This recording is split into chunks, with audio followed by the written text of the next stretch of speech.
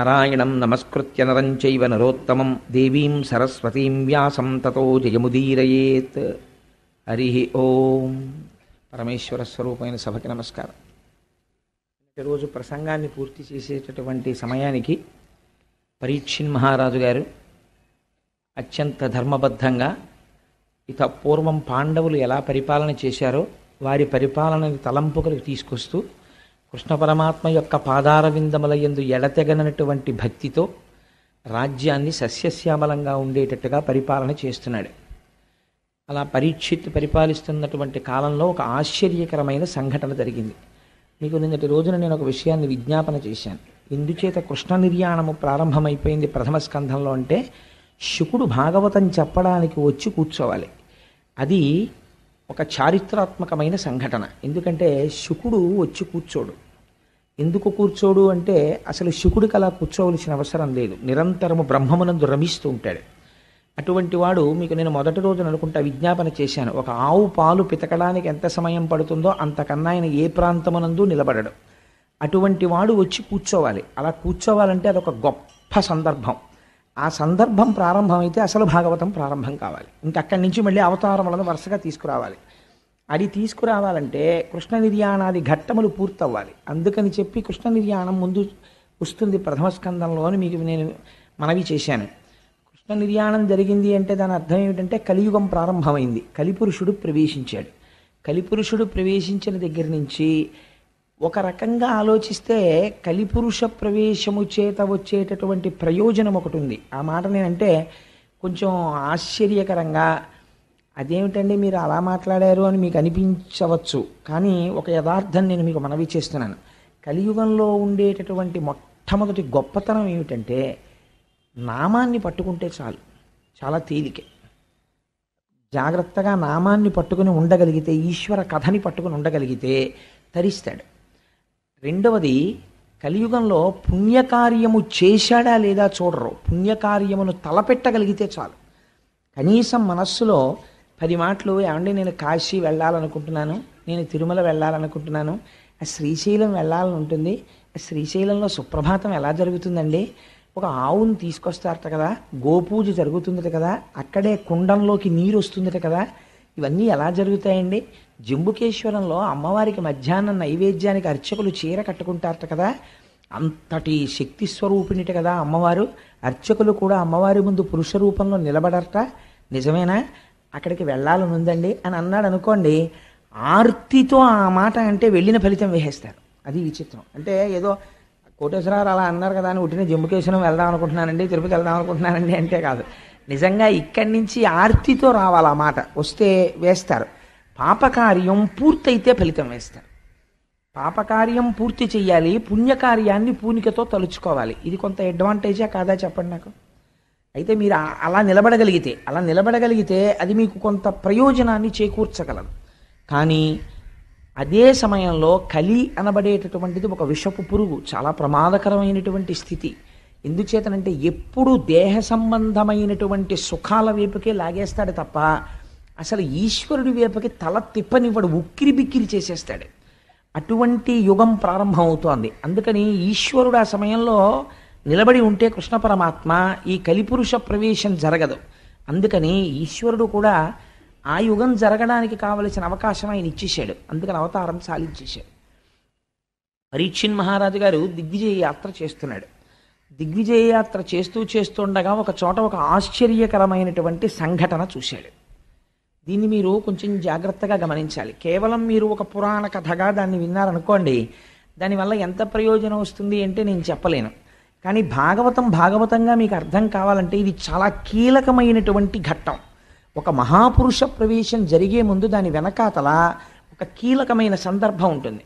మీరు ఒక బంగారం ముద్ద పట్టుకెళ్ళి అయ్యా నాకు ఒక ఉంగరం చెయ్యండి అని చెప్తే, మీరు జ్ఞాపకం పెట్టుకోండి, మీరు ఇచ్చిన బంగారం ముద్ద మీరు కోరుకున్న బంగారు ఉంగరంగా బయటికి వచ్చే ముందు అగ్ని జ్వాలల యందు ఆ బంగారము తప్తమవుతుంది, సుత్తి దెబ్బలు తింటుంది.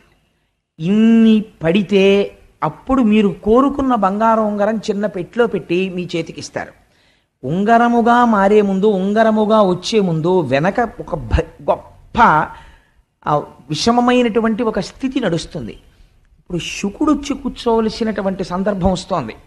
రావాలంటే దాని వెనకాతల ఏదో ఒక మహత్తరమైన సంఘటన జరుగుతోంది. మీరు ఆ కోణంలో దాన్ని పరిశీలన చెయ్యలేదు అనుకోండి, భాగవతాన్ని వ్యాసుడు అలా ప్రారంభం చేసినటువంటి రహస్యం మీకు అందదు. అది అందిందనుకోండి, అందుకే భాగవతం విన్నంత మాత్రం చేత జీవితం మారిపోతుందంతే. అభయం ఇచ్చేశారు. భాగవతం విన్నాడు, కొన్ని కోట్ల కోట్ల జన్మల తర్వాత వాడు వింటున్నాడు భాగవతం అని చెప్పేశారు. ఇప్పుడు మీరు ఆ కోణంలో మనస్సుని సంసిద్ధం చేసుకుని వినండి. పరీక్షిన్ మహారాజు చూస్తున్నాడు. పరీక్షిన్ మహారాజు చూడడం కాదు, మీరు చూడాలి. ఇప్పుడు అలా ఎలా చూస్తారన్నది చివరికి సమన్వయం చేస్తాను. పరీక్షిన్ మహారాజు దిగ్విజయ యాత్రలో తిరుగుతూ తిరుగుతూ ఒక ప్రదేశమునకు వచ్చారు. వచ్చేసరికి అక్కడ ఒక ఆవు నిలబడి ఉంది, ఒక ఎద్దు నిలబడి ఉంది.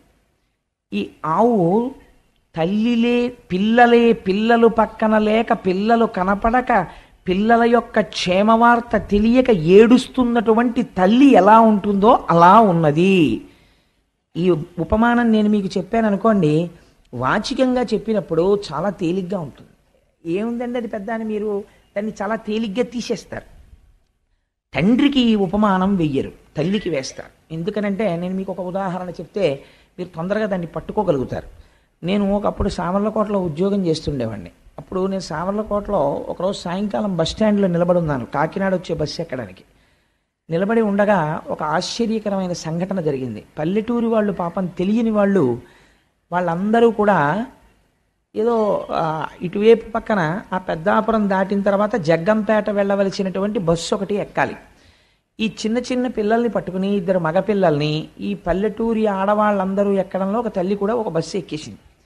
ఎక్కేసిన తర్వాత ఆ బస్సు కండక్టర్ గారు అన్నారు, అయ్యో ఇది జగ్గంపేట వెళ్ళదమ్మా ఈ బస్సు, ఇటేదో వడ్లమూరు అటువైపుకు వెళ్ళిపోతుంది, పెద్దాపురం దాటిన తర్వాత ఇది జగ్గంపేట వెళ్ళదన్నాడు. మళ్ళీ అందరూ బిలబిల దిగిపోయారు. బస్సు వెళ్ళిపోయింది. బస్సు వెళ్ళిపోయిన ఒక్క 5 నిమిషాలకి ఈ తల్లితో పక్కనున్నావిడంది, మీ రెండో పిల్లాడేడే అంది. అనగానే అంతేనండి, అప్పటి వరకు చాలా ప్రశాంతంగా ఉంది పరిస్థితి. నీ రెండో పిల్లాడేడి అంది, అంతే మారిపోయింది పరిస్థితి. ఆవిడ ఒక్కసారి చూపులు మారిపోయి ఉద్విగ్నం అయిపోయి అటు ఇటు చూసింది. కొడుకు కనపడలేదు. ఒక 2 నిమిషాలు మాత్రం అడిగింది, కొడుకేడి, మా అబ్బాయిడు అంది. కనపడలేదు. అంతే. బస్సు వెళ్ళిపోయి 10 నిమిషాలు అయిపోయింది. ఈవిడ పరిగెడితే దొరుకుతాడండి? మీరు చెప్తే నమ్ముతారా? ఆవిడికి ఒంటి మీద బట్ట ఉందో లేదో కూడా ఆవిడ చూసుకోలేదు. గుండెలు బాధేసుకుంటూ ఆ పిల్లాడి కోసం ఏడుస్తూ బస్ స్టాండ్లోంచి బయటికి పరిగెత్తి పారిపోతుంటే చుట్టుపక్కల ఉన్న వాళ్ళందరూ పట్టుకుంటే ఆగదే. నువ్వు ఎక్కడికి పరిగెడతావే? బస్సు వెళ్ళిపోయి 10 నిమిషాలు అయిపోయిందంటే పాపం ఎవరో ఒక మహోపకారులు ఉంటారు, వాళ్ళు చూసి అయ్యో బెంగ పెట్టుకోకండి అమ్మా, మేము తీసుకొస్తాం పిల్లాడిని, ఆ పిల్లాడిని గుర్తుపట్టగలిగిన వాళ్ళని మా బండి మీద ఎక్కమనండి అని చెప్పి 5 నిమిషాల్లో రివ్వును వెళ్ళిపోయి ఆ బస్సు ఆగిన చోటుకి వెళ్ళిపోయి ఆ పిల్లాడిని మళ్ళీ వెతికి పట్టుకుని ఎక్కించుకుని మళ్ళీ తీసుకొచ్చేసారు. తీసుకొచ్చే కానీ తల్లి సహజస్థితికి వచ్చేస్తే ఏమే తీసుకొస్తారు కదా, అదేంటి ఆ గుండెలు బాధేసుకోవడం ఏమిటి, ఆ నేల మీద పడిపోవడం ఏమిటి, ఆ ఈ తలంతా దెబ్బలు, ఇదంతా నెత్తురు, ఆ కొట్టేసుకుంది, ఆ గుండెలంతా నిప్పి, అప్పుడు తెలుస్తోంది ఆవిడికి బాధ. ఆ కొడుకు కనపడే వరకు అసలు ఆవిడికి అలా దెబ్బలు తగిలాయని, నెత్తురు కారిపోతోందని, భూమికేసి కొట్టేసుకుంటున్నానని తెలియదు. తల్లి ప్రేమ అంటే అలా ఉంటుందండి. అమ్మ అన్న మాట అంత గొప్పది. అందుకే ఇవాళ పేపర్లో చూశాను, నేను చదవడం ఇవాళ టైమే కుదరలేదు. వేటూరి సుందరరామూర్తి గారు ఏడిచాడు మహానుభావుడు, తెలుగు భాషలో అమ్మని దూరం చెయ్యకండి అన్నాడు. అమ్మ అన్న మాటకి అంత గౌరవం ఉంది, అమ్మ అన్న మాట వెనక అంత ప్రేమ ఉంది. మాతృత్వంలో ఉన్నటువంటి ప్రేమ అంతటినీ తీసుకొచ్చి మీరు ఒక ముద్దగా పెడితే, ఆ ముద్దని మీరు చూడాలి అనుకుంటే ఆ ముద్దయే భూమి.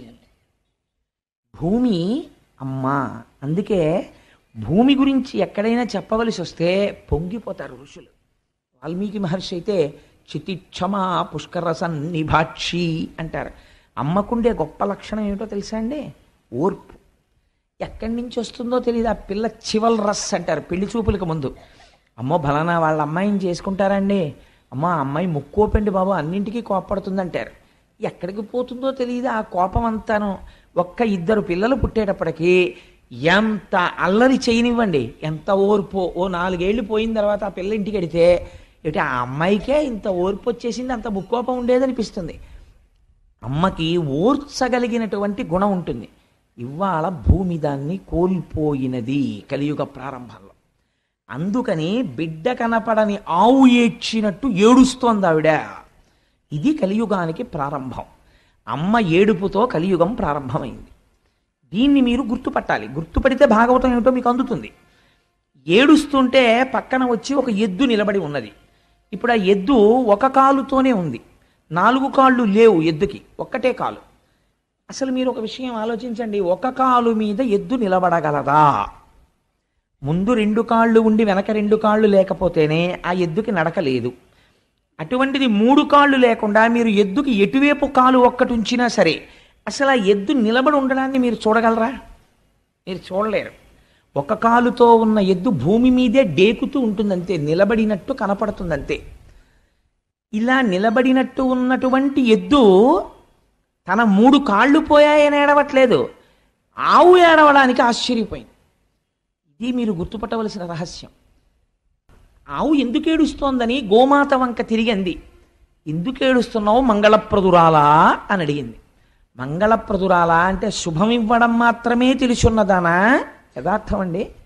మీరు ఇల్లు కట్టుకోవాలంటే భూమిని గుణపంతో ఆవిడ గుండెల మీద కన్నం పెడతాం. శంకుస్థాపన చేస్తే ఆవిడ ఇల్లు కట్టుకోమంటుంది. మనం అన్నం తినడానికి నాగలి పట్టి అమ్మ గుండెల మీద ఘాట్లు పెడతాం. అమ్మ పంటలు పండి మనకి కడుపు నిండేటట్టుగా అన్నం పెడుతోంది. మీరు ఎంత బాధ పెట్టినా కన్నులంబట నీరు పెట్టుకోవడం ఆవిడికి తెలియదు, మీరు బ్రతకడానికి ఇవ్వడం ఆవిడికి తెలుసు. మీరు ఒక్కటి యథార్థంగా ఆలోచించండి. నేను ఇలా అన్నానని మీరు మరోలా అనుకోవద్దు. సూర్యుడికి నమస్కారం చేసేవాడు ఉంటాడు, శివాలయానికి వెళ్ళేవాడు ఉంటాడు, విష్ణు ఆలయానికి వెళ్ళేవాడు ఉంటాడు, వెంకటేశ్వర స్వామి ఆలయానికి వెళ్ళేవాడు ఉంటాడు, కాశీ వెళ్ళొచ్చి గంగ పూజ చేసేవాడు ఉంటాడు. భూమికి మనస్ఫూర్తిగా నమస్కారం పెట్టి భూమికి పూజ చేసిన వాడిని ఒకటి నాకు చూపించండి. కానీ మనకి సంప్రదాయంలో ఒకటి ఉంది, మీరు ఏదైనా కట్టుకోవాలంటే భూమి పూజ చేస్తారు. భూమి పూజ చేయడమే శంకుస్థాపన. ఎందుకనంటే అమ్మ నీ గుండెల మీద ఘాట్లు ఎడతానమ్మా, నువ్వేం అనుకోకు, నేను ఇల్లు కట్టుకోవాలనుకుంటున్నాను. ఇది మనకి ఎప్పుడున్న అలవాటో తెలుసా అండి? అమ్మ తన రక్తాన్ని పాలగా మార్చిస్తుంది, వాడు అమ్మ స్తన్యాన్ని పళ్ళు రాగానే కొరుకుతాడు. ఆవిడికి ఎంత బాధ కలుగుతుంది. ఆవిడ చటుక్కని బొగ్గ మీద కొట్టి అంతకన్నా గట్టిగా కొడితే వాడికి నొప్పెడుతుందేమోనని ఒక్క నవ్వు నవ్వేస్తుంది. అమ్మ దగ్గర ఔదార్యం లేకపోతే అసలు బిడ్డడు ఎలా బతుకుతాడండి? భూమిని ప్రతిరోజు మన పట్ల అంత కారుణ్యంతో ఉన్న మూర్తిగా మనస్ఫూర్తిగా ఆవిడికి నమస్కరించేవాడు ఎక్కడున్నాడు? తుదన ఇంతమందితో మనం తిరిగి ఇంత డబ్బు సంపాదించి నావారనుకున్నటువంటి ఒక అజ్ఞానంతో వీళ్ళందరికీ పట్టుకొచ్చి అక్కడ పెడితే శరీరం పడిపోయిన తర్వాత 2 రోజులు ఉంచుకోరు. అంతవరకు ఎందుకండి? సొంత కారున్నవాడు ఎంతమంది ముందుకొచ్చి పార్థివ శరీరాన్ని మా కారులో పడుకోబెట్టండి తీసుకెడతామని గబుక్కును ముందుకు రారు కదా. అప్పుడు ఏమంటారు? బతికున్నప్పుడంటే ఎక్కించుకుంటారు. నేను అది తప్పు కూడా నేనేం పట్టట్లేదు అందులో. ఒక అమంగళం అంతే. శివము వెళ్ళిపోయిన తర్వాత ఆ తర్వాత ఏమంటారు? ఆ ఊపిరి వెళ్ళిపోయింది అనుకోండి, ట్యాక్సీ మాట్లాడండి అంటారు. శవాల్ ట్యాక్సీలని వేరే ఉంటాయి అవి. అది తీసుకొస్తే వాళ్ళు 2 రేట్లు చెప్తారు. వెనక సీట్లో పడుకోబెడితే 5,000 అవుతుందండి, డిక్కీలో పడుకోబెడితే 1,000 రూపాయలు అవుతుందండి అంటాడు. అప్పుడు మాట్లాడేవాడు ఏమంటాడంటే, ఎవరే ఎందుకురా పాడి చేసిస్తాం అనవసరంగా, ఇంక ప్రాణం పోయిన తర్వాత ఎక్కడ పడుకోబెడితే ఏంటి, డిక్కీలో పడుకోబెట్టే అంటాడు. అంటే వాడు 6 అడుగులు పొడుగున్నాడు, చాలా పొడుగు, ఆ మనిషి పట్టడని ఏం చూడరు. వాయువు వెళ్ళిపోయిన తర్వాత కొరియబారిపోయిన శరీరాన్ని విరిచినట్టు విరిచేసి తోసేసి డిక్కీ వేసేసి తీసుకుపోతారు. ఎక్కడుందండి మనిషికి విలువ? ఆ శివము వెళ్ళిపోయిన తర్వాత అలాంటి శరీరాన్ని ఎవ్వరూ పుచ్చుకోరు. ఏమంటే కాసేపు నా చెప్పులు ఉంచుకోండి అంటే ఉంచుకుంటారు, కాసేపు ఈ శవాన్ని అట్టే పెట్టండి అంటే ఎవడు పుచ్చుకోడు, నీ అసాధ్యం కొలబడువు అంటారు. అలాంటిది మళ్ళీ పుచ్చుకునేది ఎవరైనా ఉంటే అమ్మ ఒక్కతే పుచ్చుకోవాలి. నిజంగా ఎంత ఔదార్యంతో మనం లేవగానే భూమికి నమస్కరించి భూమి మీద పడి ప్రణిపాతం చేసి అమ్మా నన్ను మన్నించు, నాకు తక్కడం తప్ప మార్గం లేదమ్మా అని లేవాలి. కానీ మనం నమస్కరించకపోయినా ఆవిడ ఏమీ అంటలేదు, అన్నం పెడుతోంది, క్షేమం కోరుతోంది. ఆవిడ మంగళప్రదురాలు కాదని మీరు అనగలరా? ఇది మంగళప్రదురాలైన గోవు ఏడుస్తోందని చెప్తే. ఇప్పుడు ఆ గోవు ఏడుస్తుంటే ఎద్దు అడిగింది, నువ్వు ఎందుకు ఏడుస్తున్నావు, నీకేం బాధ కలిగింది, నువ్వు చాలా సంతోషంగా ఉండేదానివి కదా, ఒకప్పుడు రేఖామయద్ధుధా కలశాతపత్ర వజ్రాంకుశాంబురుహ కల్పక శంఖ చక్రై అని ఆ అమృతపాత్ర, వజ్రము, నాగలి, శంఖము మొదలైనటువంటి గుర్తులు కలిగినటువంటి శ్రీపాదములు కలిగినటువంటి స్వామి నడయాడినటువంటి భూమి కదా, దేనికి ఏడుస్తున్నావు నువ్వు అని అడిగింది. అడిగితే భూమి అంది, దేనికి ఏడుస్తున్నానో తెలుసా, నాకు ఏదో బాధ కలిగిందని నేను ఏడవట్లేదు, నా బాధ ఎప్పుడు అలాగే ఉంటుంది, కృతయుగమైనా ఇంకోటైనా. మీరు బాగా గుర్తుపెట్టుకోవలసిన లక్షణాన్ని చెప్తోంది భూమి. భూమి బరువు గురించి ఏడవదో. నాకు కొడుకు పుట్టాడు అనుకోండి, మళ్ళీ ఇంకోటి పుట్టేశాడు రా బాబోయ్, నేను మళ్ళీ వాడిని మొయ్యాలని భూమి ఏమి ఏడవదు. ఒకటి వెళ్ళిపోయాడు అనుకోండి, అమ్మయ్యా కొంత బరువు తగ్గింది బాబోయ్ అని భూమి సంతోషించదు. భూమి ఫిజికల్ వెయిట్ అంటే పైన ఉండేటటువంటి సామాన్యమైన బరువు గురించి భూమి ఎన్నడూ ఏడవదు. పిల్లాడు 2 కంచాల అన్నం తిన్నా అమ్మ బాధపడదు, షేరు పాలు తాగినా అమ్మ బెంగ పెట్టుకోదు, తన అన్నం తినడం మానేసి నేను తినేశాను రా అని కొడుక్కి పెట్టేస్తుంది. అమ్మ ఎప్పుడు బాధపడుతుంది, కొడుకు అబద్ధాలాడి తండ్రికి అపఖ్యాతి తీసుకొస్తే అమ్మ బాధపడుతుంది. ఇప్పుడు బాధపడుతోంది గోవు, దేనికి బాధపడుతోంది, బయట ఉన్న బరువు కేడవట్లేదు. ఇది చెప్తున్నారు కలియుగ ప్రారంభంలో ఎందుకు భూమి ఏడుస్తుందో. అలా ఏడవకుండా చూడవలసిన బాధ్యత నీ మీద ఉన్నది. ఎందుకు ఏడుస్తోంది ఆవు, ఇప్పుడు చెప్తోంది కలి ప్రవేశించాడయా అని. నేను ఏడుస్తున్నానంటావేమిటి, నేను ఎందుకు ఏడుస్తున్నానో కారణం ఏమిటో తెలుసా, నీకు 3 కాళ్ళు లేకపోవడం. నీ 3 కాళ్ళ లేనితనాన్ని చూసి నేను ఏడుస్తున్నానంది. ఇదేమిటి ఈ గమ్మత్తైన మాట ఏమిటి, ఆయనకి 3 కాళ్ళు లేకపోతే ఈవిడ ఏడవడం ఎందుకు అంటే, ఆవిడంది, ఈ లోకంబున పూర్వము 4 పాదముల చేత నీవు నడతువు, నేడా శ్రీలలనేశుడు లేమిని కాలముచే నీకు ఒంటి కాలయ్యకదే. కాలముచే ఎంత గొప్ప మాట వేసేసిందో చూడండి.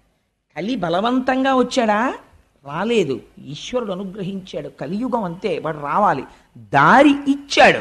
ఇవ్వడమే కాలం దారి ఇచ్చింది. కాలము ఈశ్వర రూపం, దారి ఇచ్చింది, వచ్చాడు. ఆయన వచ్చాడు, వస్తే నీకెందుకు బాధ అంటే, కాలముచే నీకు ఒంటి కాలయ్య కదే. ఆ కలి లోపలికి ఇంకా అడుగు పెట్టి ఉంచుకోలేదు, పాదాలు మారిపోయింది పరిస్థితి.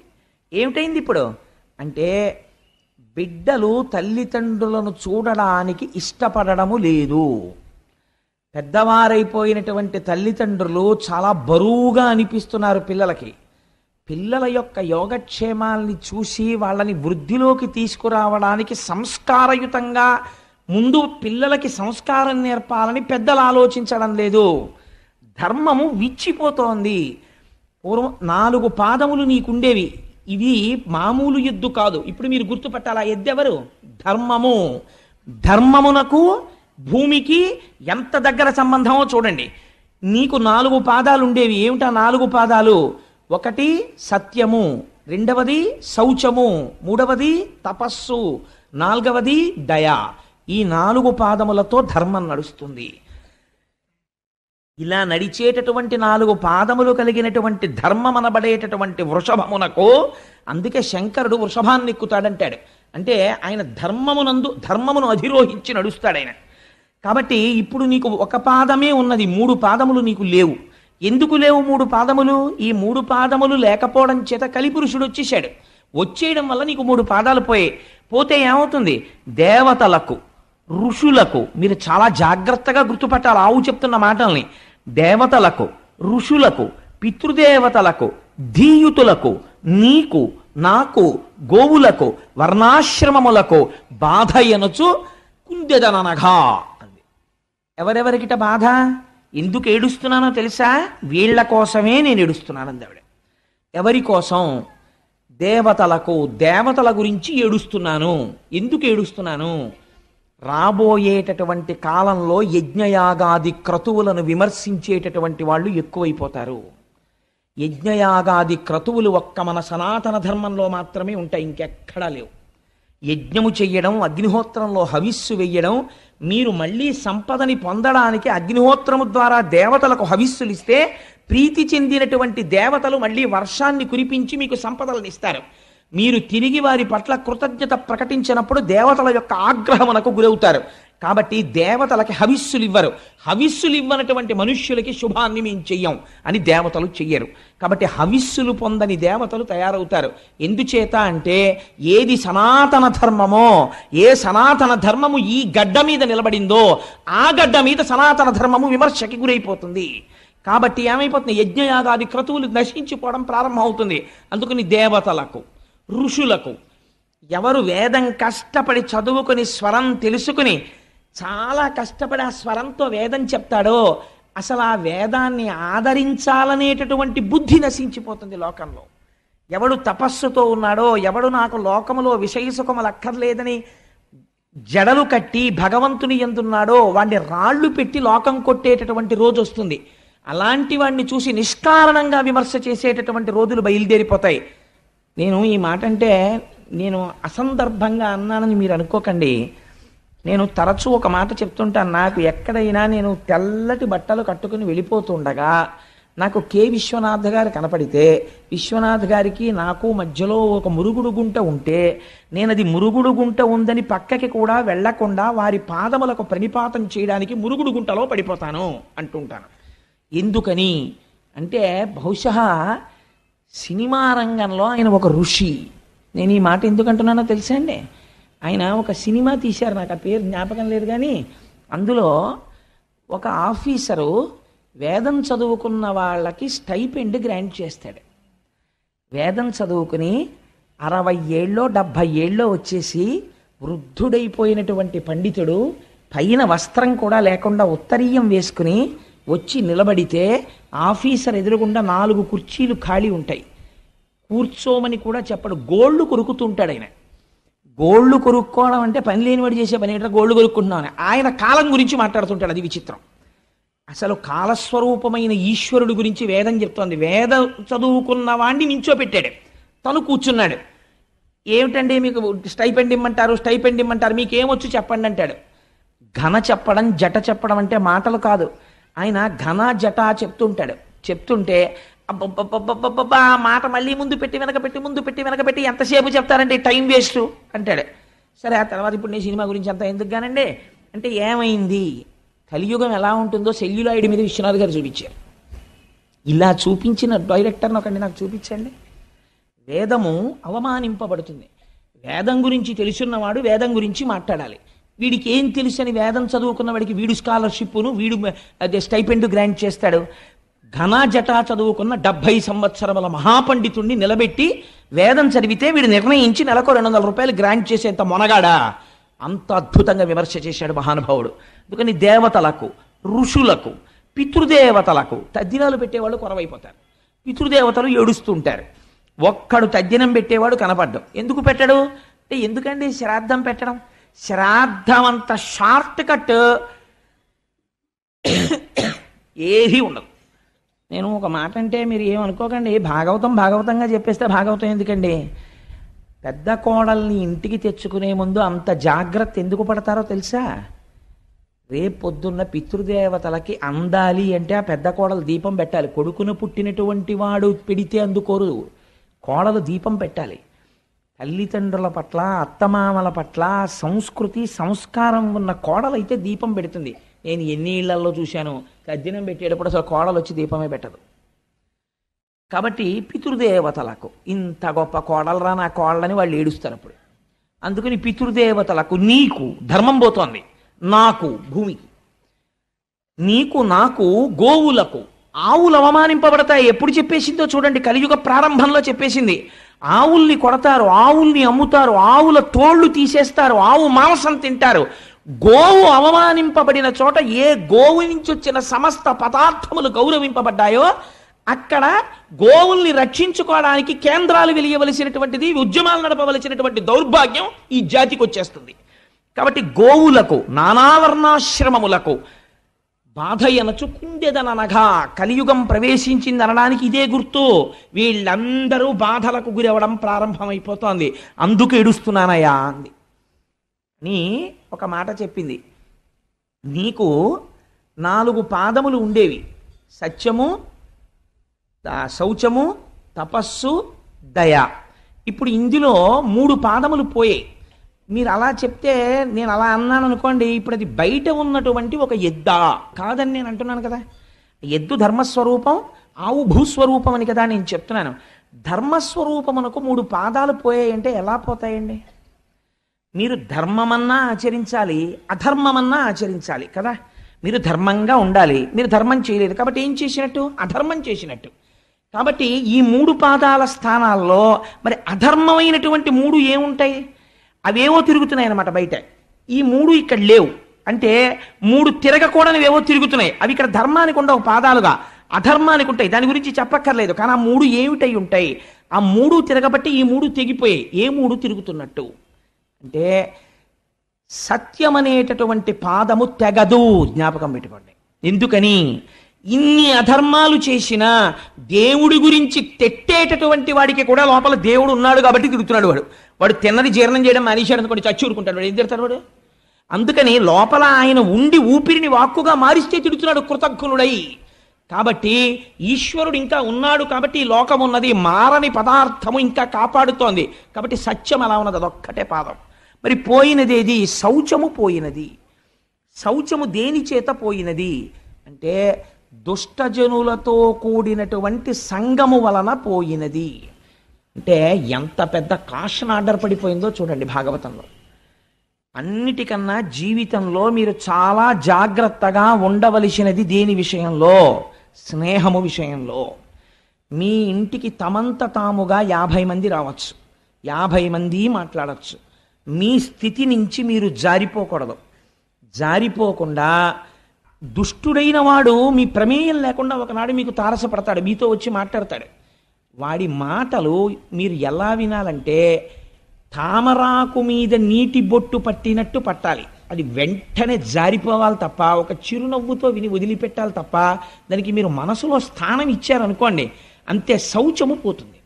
శౌచం అంటే ఏమిటో తెలుసా అండి? ఆచారము, నడువడి, వ్యవహారము ఇవన్నీ నశించిపోతాయి. వాడు మాట చెప్తాడు, ఎందుకంటే అవన్నీ ఏం అక్కర్లేదంటాడు. అవన్నీ అక్కర్లేదండి, ఎవరు చెప్పారు మీకు? అవన్నీ ఏం అక్కర్లేదంటాడు. తండ్రికి శ్రాద్ధం పెట్టాలని ఎవరు చెప్పారు? పెట్టక్కర్లేదంటాడు. అందుకని శౌచము పోయినది. దేని వలన పోయినది?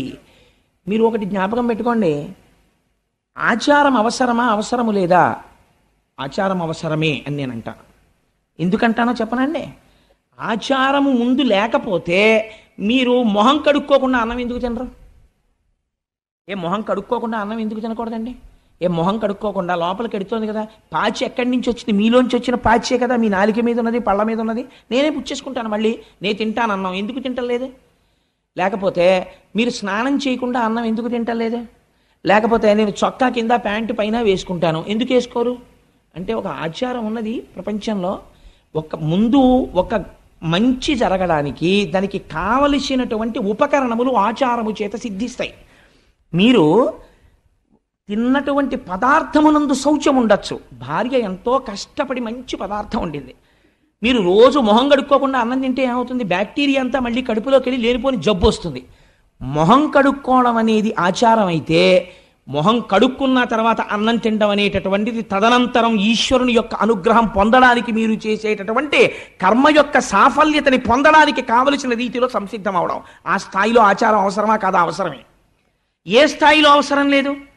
రమణ మహర్షికి అవసరం లేదు. రమణ మహర్షి గోచి పెట్టుకుని 30 రోజులు స్నానం చేయకుండా తిరుగుతారు. మీరు ఆయన్ని సామాన్యుణ్ణి పోలుస్తారా? జ్ఞాని ఎక్స్ట్రీమ్. జ్ఞానితో సామాన్యుణ్ణి పోల్చడం కుదరదు. ఆయన బ్రహ్మమునందు రమిస్తున్నాడు, నువ్వు రమించి మానే. అప్పుడు నీకు అసలు ఒంటి మీద బట్టలేదన్న విషయం స్పృహలో లేదు. అప్పుడు ఈ ఆచారం గురించి మాట్లాడలేవు. ఇప్పుడు నువ్వు ఆచారం గురించి ఎలా మాట్లాడతావు? కుదరదు. అది కుదిరేటటువంటి విషయం కాదు. నీకు ఈ స్థాయిలో ఆచారం అవసరమే. రమణులు నిర్ధారించారు.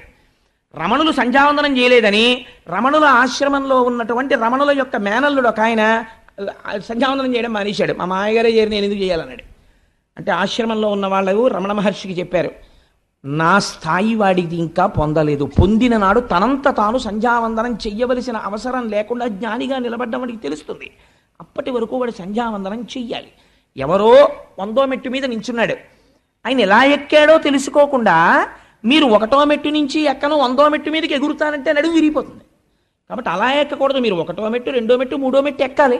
అందుకని శౌచము పోయినది. దేని వలన పోయినది? దుష్ట సంగము వలన శౌచము పోయినది. మొదటి పాదము తెగిపోయింది అక్కడతో. మరి రెండవ పాదము పోయినది. శౌచం అంటే ఒకటి గుర్తుపెట్టుకోండి, శౌచం అంటే నిరంతర బాహ్యాడంబరము కాదు. ఎప్పుడు ఇక్కడ ఆడంబరం శౌచంలోకి రాదు. బాహ్యాంతర శుచి అని రెండు మాటలు వాడతాం మనం. నీళ్లు తీసి చల్లుకుని అపవిత్ర పవిత్రో వా సర్వావస్థ అంగతోపి వా యస్మరేత్ పుండరీకాక్షం సబాహ్యాభ్యంతర శుచి అంటాం. బాహ్య స్నానము శరీరమునకు శౌచమిస్తుంది. అంత లోపల శౌచము మీకు కేవలము బయట స్నానం చేసి మడిబట్ట కట్టుకుంటే రాదు. ఆ అంతఃశౌచం ఎలా వస్తుంది?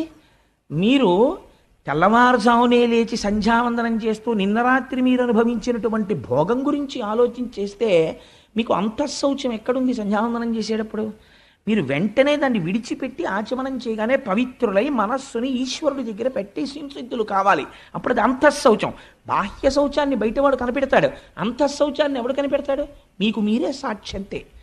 అంతఃశౌచము బాహ్య శౌచము రెండూ ప్రధానమే. అంతఃశౌచం ఏర్పడడానికి బాహ్య శౌచం మరీ అవసరమైపోతుంది ఒక స్థాయిలో. ఆ తర్వాత మెట్లెక్కి ఒక స్థితికి చేరిపోయిన తర్వాత అది ఎంతవరకు అవసరం అన్నదాన్ని నిర్ధారించడం చాలా కష్టం అవుతుంది.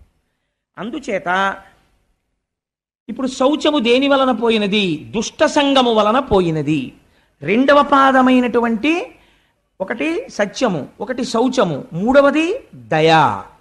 దయ పోయినది. దయ దేని వలన పోయినది? దయ పోవడానికి ప్రధానమైనటువంటి కారణం ఏది అంటే అహంకారము వలన దయ నశించిపోతుంది. ఎప్పుడు అహంకారం వస్తుంది చెప్పండి? ఒక ఫాల్స్ ఈగో ఒకటి డెవలప్ చేసుకుంటాడు.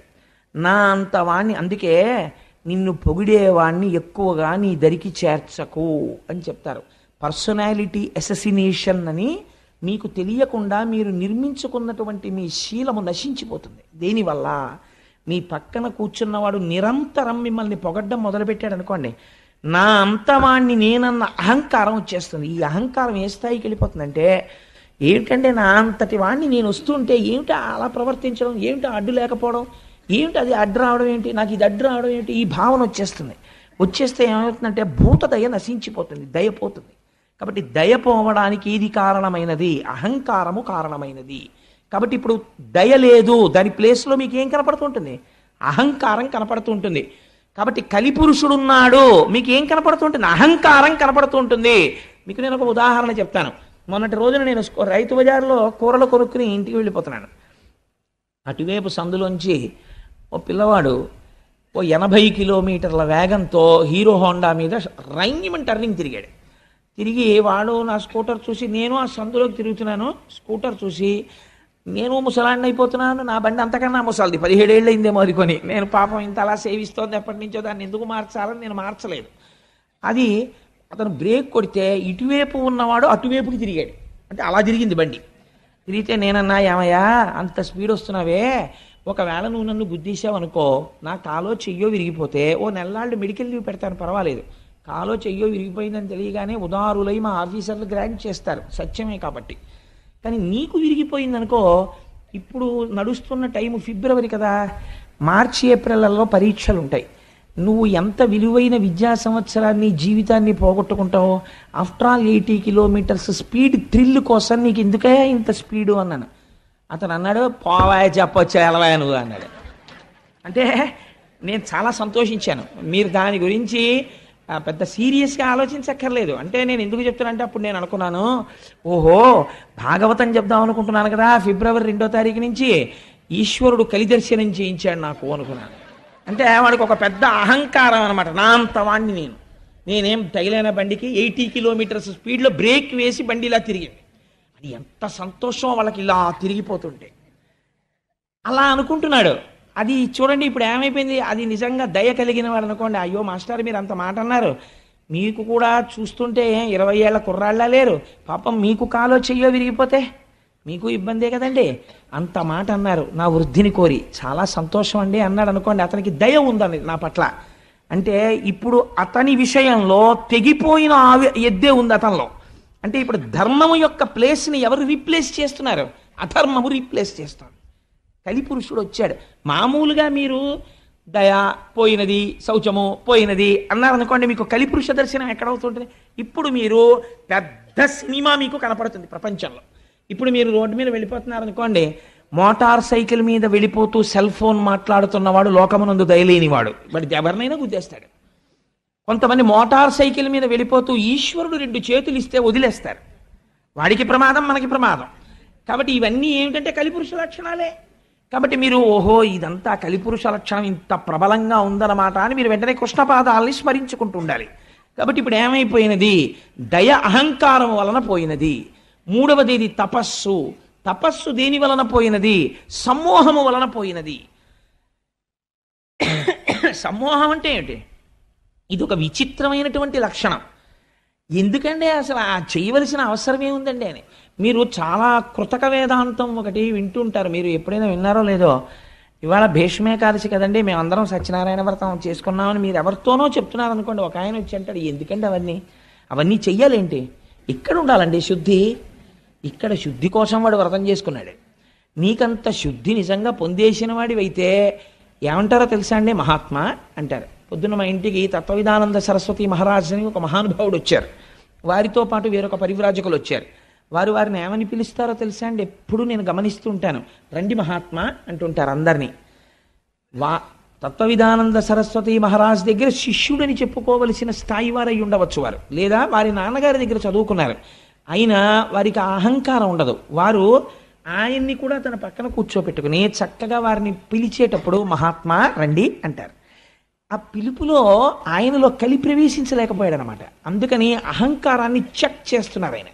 ఇప్పుడు అహంకారం లేదు, ఏదుంది? దయ ఉన్నది. అక్కడ అంటే ఇప్పుడు ఎవరున్నారు? కృష్ణుడున్నాడు. అక్కడ కృష్ణుడున్నాడు తప్ప కలి లేడు. కృష్ణుడే ఉన్నాడని ఏమి గుర్తు? మీరు ఏం చెప్పమన్నా కృష్ణుడి గురించే చెప్తుంటారు, ఈశ్వరుడు గురించే పలుకుతుంటారు. ఎందుకు పలుకుతుంటారు? లోపల ఆ పాదం లేదు, ఈ పాదం ఉంది. కాబట్టి ఎక్కడుందండి ఆ ఎద్దు? నిజంగా అక్కడెక్కడో పరీక్షిత్తు కనపడలేదు. ప్రతి చోట మీకు ఈ ఆవు ఎద్దు కనపడుతూనే ఉంటాయి. ఇలాంటి ఎద్దు కనపడ్డప్పుడల్లా ఈ ఆవు ఏడుస్తూనే ఉంటుంది. ఈ ఆవు ఏడిచినప్పుడల్లా పిడుగులు పడుతూనే ఉంటాయి, సునామీలు వస్తూనే ఉంటాయి. లోకమునందు అలా ఏడ్పించడాలు ఎక్కువైపోయాయి అనుకోండి, మహాత్ముల జోలికి వెళ్ళిపోయారనుకోండి, సునామీలు వచ్చేస్తాయి, పిడుగులు పడిపోతాయి, భూకంపాలు వచ్చేస్తాయి, సర్వనాశనం అయిపోతుంది. భూమి ఏడ్చింది. ఆ ఏడ్పు వల్ల వచ్చినటువంటి అదంటే దుష్టమైనటువంటి ఫలితం అది. కాబట్టి తపస్సు దేని వలన పోయింది? సమ్మోహము వలన పోయినది. కాబట్టి ఇప్పుడు ఈ 3 పోయాయి. ఈ 3 స్థానంలో ఏమి వచ్చినట్టు? ధర్మము యొక్క పాదములు పోయి అధర్మము యొక్క పాదములు వచ్చాయి. అధర్మము యొక్క పాదములు ధర్మమునకు అంటుకుని ఉంటాయా? ఉండవు. అది ధర్మము యొక్క ధర్మస్వరూపమైన వృషభము. అందుకని 3 పాదములు లేకుండా కనపడుతోందంటే కలియుగంలో. సో అదర్వైజ్ సేస్ ఇంకొక చోట ఉన్నాయి ఆ 3 పాదాలు. ఆ 3 పాదాలే ఇప్పుడు తిరుగుతున్నాయి. కాబట్టే నేను ఏడుస్తున్నాను. ఈ 3 పాదాలు తిరుగుతుంటే ఏడిచ్చే వాళ్ళు ఎవరో వాళ్ళ కోసం అయి ఉండాలి, సాధు పురుషులై ఉండాలి. ఈ 4 పాదాలు నడవాలని కోరుకునే వాళ్ళు ఆ యనమండుగురు. ఆ యనమండుగురికి బాధ, నేను ఏడుస్తున్నాను. నేను ఏడవడానికి కారణం నీ 3 పాదాలు లేకపోవడం. ఎంత గొప్ప సింబాలిజం తీసుకొచ్చారండి వ్యాసుల వారు. ఇప్పుడు ఇది ఆవు ఎద్దు ఏడుస్తున్నాయి. ఏడుస్తుంటే ఒక విచిత్రమైనటువంటి సంఘటన జరిగింది. అప్పుడు ఒక వ్యక్తి ఆ ఆవు ఎద్దు దగ్గరికి వచ్చాడు. ఎవరైనా అంటే దాని గురించి ఒక పెద్ద వర్ణన చేశారు పోతన గారు. కాలక్రోధుడు, దండహస్తుడు, నృపాకారుండు, కఠినాత్ముండు. అటువంటి వాడు సామాన్యమైన క్రోధం కాదది, అపారమైనటువంటి కోపం. అందుకని కాలక్రోధుడు. అంతటి కోపంలో ఉన్నవాడు. దండహస్తుడు, పైగా చేతిలో కర్ర పట్టుకున్నాడు. అసలే కోపం, దానికి తోడు చేతిలో కర్ర ఉంది. ఎంత ప్రమాదం చూడండి. దండహస్తుడు, నృపాకారుండు. పైగా ఉన్నది ఎలా ఉన్నాడు? రాజుగారిలా ఉన్నాడు. రాజు ఎటువంటి ఆభరణములు పెట్టుకుంటాడో, ఎటువంటి కిరీటం పెట్టుకుంటాడో అవి పెట్టుకున్నాడు. ఇప్పుడు పరిపాలకుడిలా ఉన్నాడు. కానీ వాడు ఎప్పటికీ పరిపాలకుడు కాలేడు. ఎందుకని?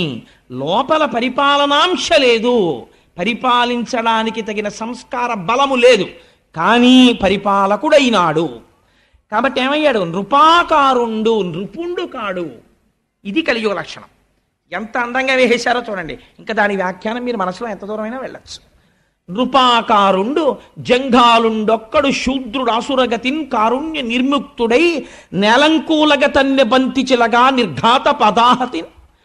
నృపాకారంలో వచ్చినటువంటి వాడు బిడ్డ కనపడక ఏడుస్తున్నటువంటి తల్లిలా శుష్కించిపోయి ఉన్నటువంటి ఈ ఆవుని అపారమైనటువంటి కోపంతో ఏమీ చెయ్యకుండా అలా నిలబడి ఉన్నటువంటి ఆవుని తన కాలెత్తి ఒక్క తన్ను తన్నాడు.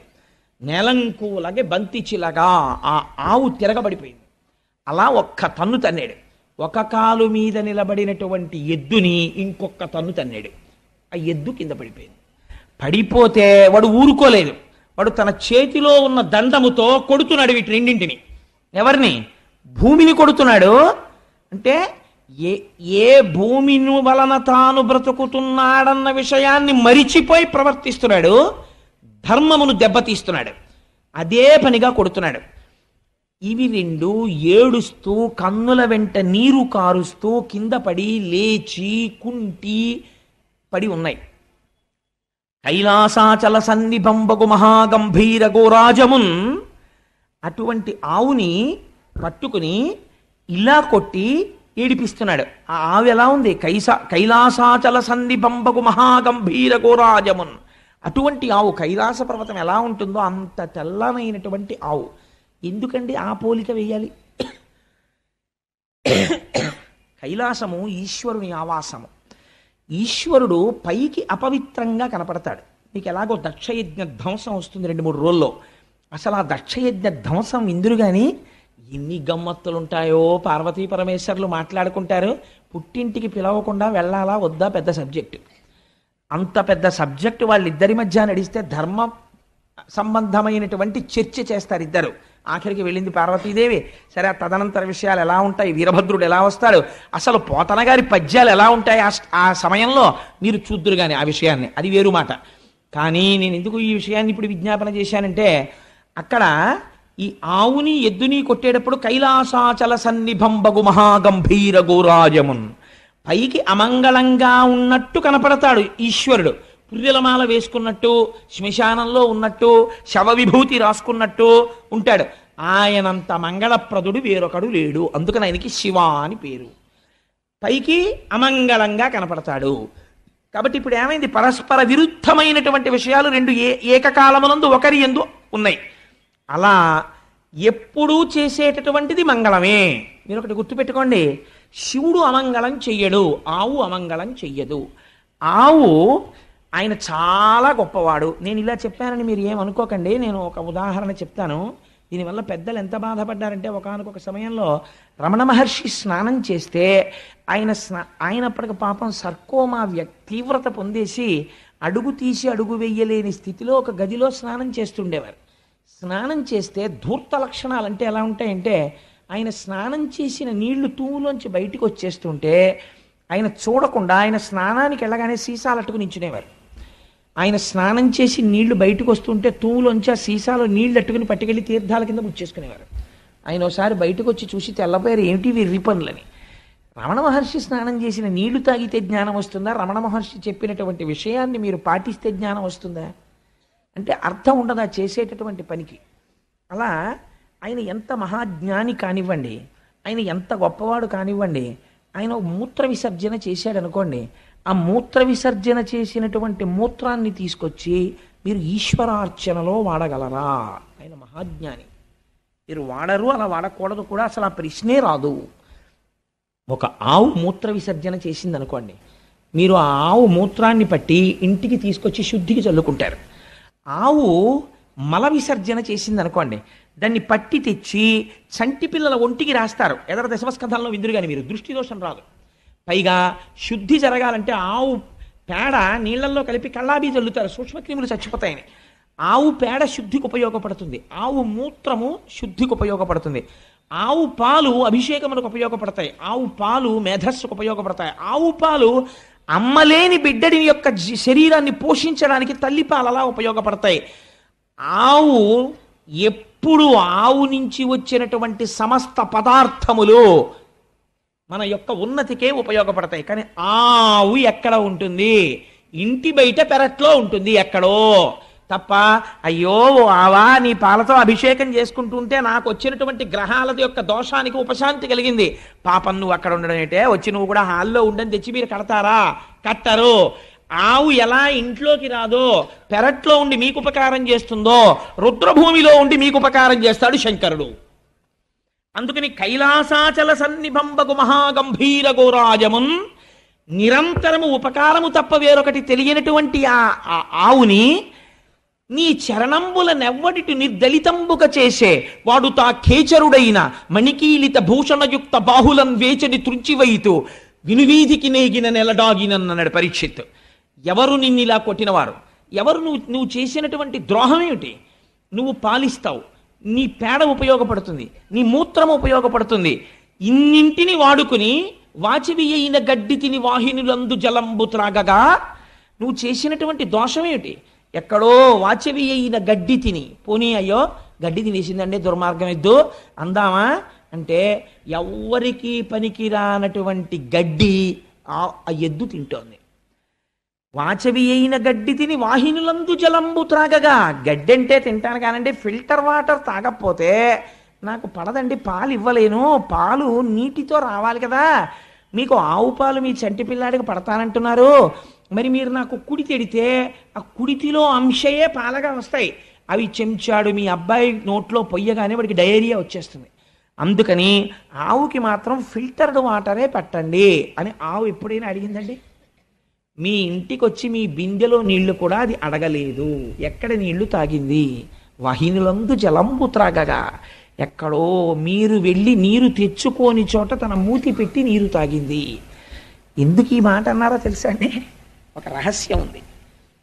ఎద్దుని పాము ఎక్కడ కరిచినా చచ్చిపోదు అంటారు. ఎక్కడ కుడితే చచ్చిపోతుంది, మూతి మీద కుడితే మాత్రం చచ్చిపోతుంది. ఆ మూతి అందుకే పెట్టేటప్పుడు చాలా జాగ్రత్తగా పెట్టాలి. పుట్టల మీద గడ్డి బాగా పెరుగుతుంది. ఆ పుట్టల మీద గడ్డిని తాను తినడం ఎంత ప్రమాదకరం ఆవుకి, ఎద్దుకి ఎంత ప్రమాదకరం. పుట్ట మీద గడ్డి తిని ఆవుకి ఒక లక్షణం ఉంటుంది, ఎద్దుకిని గబుక్కుని బురదలో కానీ ఎందులో కన్నా జారితే గభాలన పైకి రాలేవు, చాలా కష్టం. నిజంగా జీవహింస అంటే మీరు ఎక్కడ చూడొచ్చో తెలుసా అండి? అపార్ట్మెంట్లో గృహప్రవేశానికి ఆవుని ఎక్కించినప్పుడు చూడొచ్చు. అంతకన్నా దారుణం. ఆవు బొమ్మట్టుకుని వెళ్ళకూడదండి. మీరు ఆవును అందులో న్యాసం చేసి, సుబ్రహ్మణ్య శర్మ గారు రేపు మనకు వ్రతం చేయిస్తుంటారు, ఆయన నాకు ఒక సందర్భం చెప్పారు. 3rd ఫ్లోర్లో పూర్తి అయ్యేవని అపార్ట్మెంట్లో ఎవరో గృహప్రవేశం అవుతూ ఆవుని బలవంతంగా ఎక్కించేసి ముందే లోపల పెట్టారట. పెడితే పాపం ఈ పుణ్యాత్ముడికి తెలియక గృహప్రవేశానికి ముందు మంగళవాయిద్యం చేయండి అన్నాడు. అంటే వాళ్ళు మంగళవాయిద్యం చేశారు. చేయగానే తెల్లవారకట్ల 3 గంటల ముహూర్తం. ఈ ఆవు బెదిరిపోయి ఇంకా గ్రిల్స్ పెట్టినటువంటి కిటికీలోంచి సగం దూకేసింది. కింద రోడ్డు ఉంది. ఆ ఆవుకి వెనక్కి రావడం తెలియదు, ముందుకు పడిపోతే చచ్చిపోతుంది. ఈ విషయం పాఠం చెప్పిన కృష్ణావధానులు గారికి తెలిస్తే నువ్వు జీవితంలో మళ్ళీ వేదపన్నం చెప్పకని శపిస్తారేమో అని భయపడి ఈయన గృహప్రవేశం విషయం అక్కడ పెట్టేసి వీధిలోకి పరిగెత్తి ఎవరో కొబ్బరి బండాలు కొట్టేవాళ్ళు కనబడితే, ఉరే నేను 500 ఇస్తాను, ఆవుని వెనక్కి రాకేంట్రా, లేకపోతే గోహత్యాపాతకం నాకంటుకుంటుంది, నేను మోగించమన్నా నా మంగళవాయిద్యాలు అని ముందు వాళ్ళని తీసుకొచ్చి తాళ్ళేసి తప్పెట్లేసి ఆవుని వెనక్కి తీసుకొచ్చి కిందకి దింపాక గృహప్రవేశం చేయించానండి. ఇలా ఉంటాయి అపార్ట్మెంట్లలో గృహప్రవేశాలంటే నాకు భయం మహాప్రభు అన్నాడు ఆయన. నాకు నిజమే అనిపించింది. మీ పుణ్యం కోసం ఆవు పేడేసేసి మూత్ర విసర్జన చేసేసి బెంగెట్టేసుకుని మీ మార్బుల్ ఫ్లోరింగ్ మీద నిలబడలేక 4 కాళ్ళు ఇలా జారిపోతుంటే చిత్రహింస పెట్టేయడమా? అదండి ఆవుని తీసుకెళ్ళి అంత హింస పెట్టి మీరు ఆ ఇంట్లోకి వెడితే మీకు ఏం కలిసి వస్తుందండి నాకు చెప్పండి. ఆ ఆవు అంత భయపడిపోయిన చోటకి మీరు వెళ్ళిపోతే మీకు కలిసి వస్తుందా? ఆ గోవు బెంగ పెట్టుకుని ఏడ్చిన ఏడుపు కట్టి కుడిపేస్తుంది. పెచ్చ పనులు చేయకూడదు. చేసేటప్పుడు సందర్భములను చూడాలి. ఆ ఇంట్లోకి ఆవిడితే తీసుకెళ్ళితే మాని ఎందుకు వచ్చింది అల్లరి? ఓ ఆవు బొమ్మ అట్టుకెళ్ళు, గొడవ వదిలిపోయాయి. వెళ్ళేటప్పుడు గోవుకి ప్రదక్షిణం చేసి నమస్కరించి, అమ్మా గోమాత సమస్త శుభములను కటాక్షించు, నేను కట్టుకున్న ఇంట్లోకి నువ్వు రాలేవమ్మా, నువ్వు వెళ్ళిపోతే గొడవ వదిలిపోయాయి. ఆవిడ కటాక్షిస్తుంది. ఎందుకు వచ్చిన అల్లరి? నేను ఈ విషయాన్ని ఎందుకు ప్రస్తావన చేశానంటే, వాచవి అయిన గడ్డి తిని వాహినులందు జలంబు త్రాగగా, ఎంత గొప్ప మాట వేసారండి పోతన గారు. నిజంగాను నీకు పనికొచ్చేది ఏం తిందిరా అది? నువ్వు కొట్టడానికి నాకు ఒక కారణం చూపించు. గడ్డి తిందా? నువ్వు తినవు. నిన్ను ఎప్పుడైనా తిట్టవలసి వస్తే అంటారు, ఏ గడ్డి తిన్నా ఏట్రా, బుద్ధి గడ్డి తిందా అంటారు. అంటే నువ్వు గడ్డి తినవలసిన రోజే వస్తే అంతకన్నా హీనం ఇంకోట్లేదు. అలాంటిది అది తిందా గడ్డి. వాహినిలందు జలంబు త్రాగగా, ప్రవహించి వెళ్ళిపోతున్నటువంటి నీటిని అది తాగింది ఎక్కడో వెళ్ళి. నువ్వు మాత్రం ఫిల్టర్ చేసుకు తాగుతావు. అలాంటి నీళ్ళది తాగి, ఫిల్టర్డ్ వాటర్ తాగి, కుక్కుడు ఫుడ్ తిని, కుక్కర్లోది తిని, చాలా హైజీనిక్ ఫుడ్ తిన్నాననిపించుకుని నీలో విషం పెరుగుతోంది.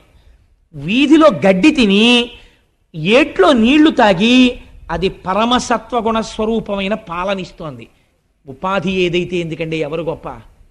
అది గొప్ప. కాబట్టి వాచవి అయిన గడ్డి తిని వాహినులందు జలంబు త్రాగగా నీ చరణంబులెవ్వడిటు నిర్దళితంబుగా చేసే. ఎవడు నీ 3 కాళ్ళు తెగగొట్టాడు, ఎలా నువ్వు అపరాధం చేస్తావని నమ్మాడు అసలు వాడు తా ఖేచరుడైన మణికీలిత భూషణయుక్త బాహులన్ వేచని త్రుంచివైతు వినువీధికి నేగిన నెలదాగినం. వాడు భూమిలో దాక్కొని ఆకాశానికి ఎగిరిపోని, వాడు మణులు పెట్టుకున్నటువంటి భూషణములతో కూడినటువంటి వాడి భుజములను నా కత్తితో నరికేస్తాను ప్రతిజ్ఞ. ఏ చేతితో నీ పాదములు నరికాడో ఆ చేతుల్ని నేను నరికేస్తాను. అంటే ఇంకా ధర్మ సంస్థాపన కోసము పూనికున్న రాజు ఉన్నాడు భూమి మీద, పరీక్షిత్ వరకు.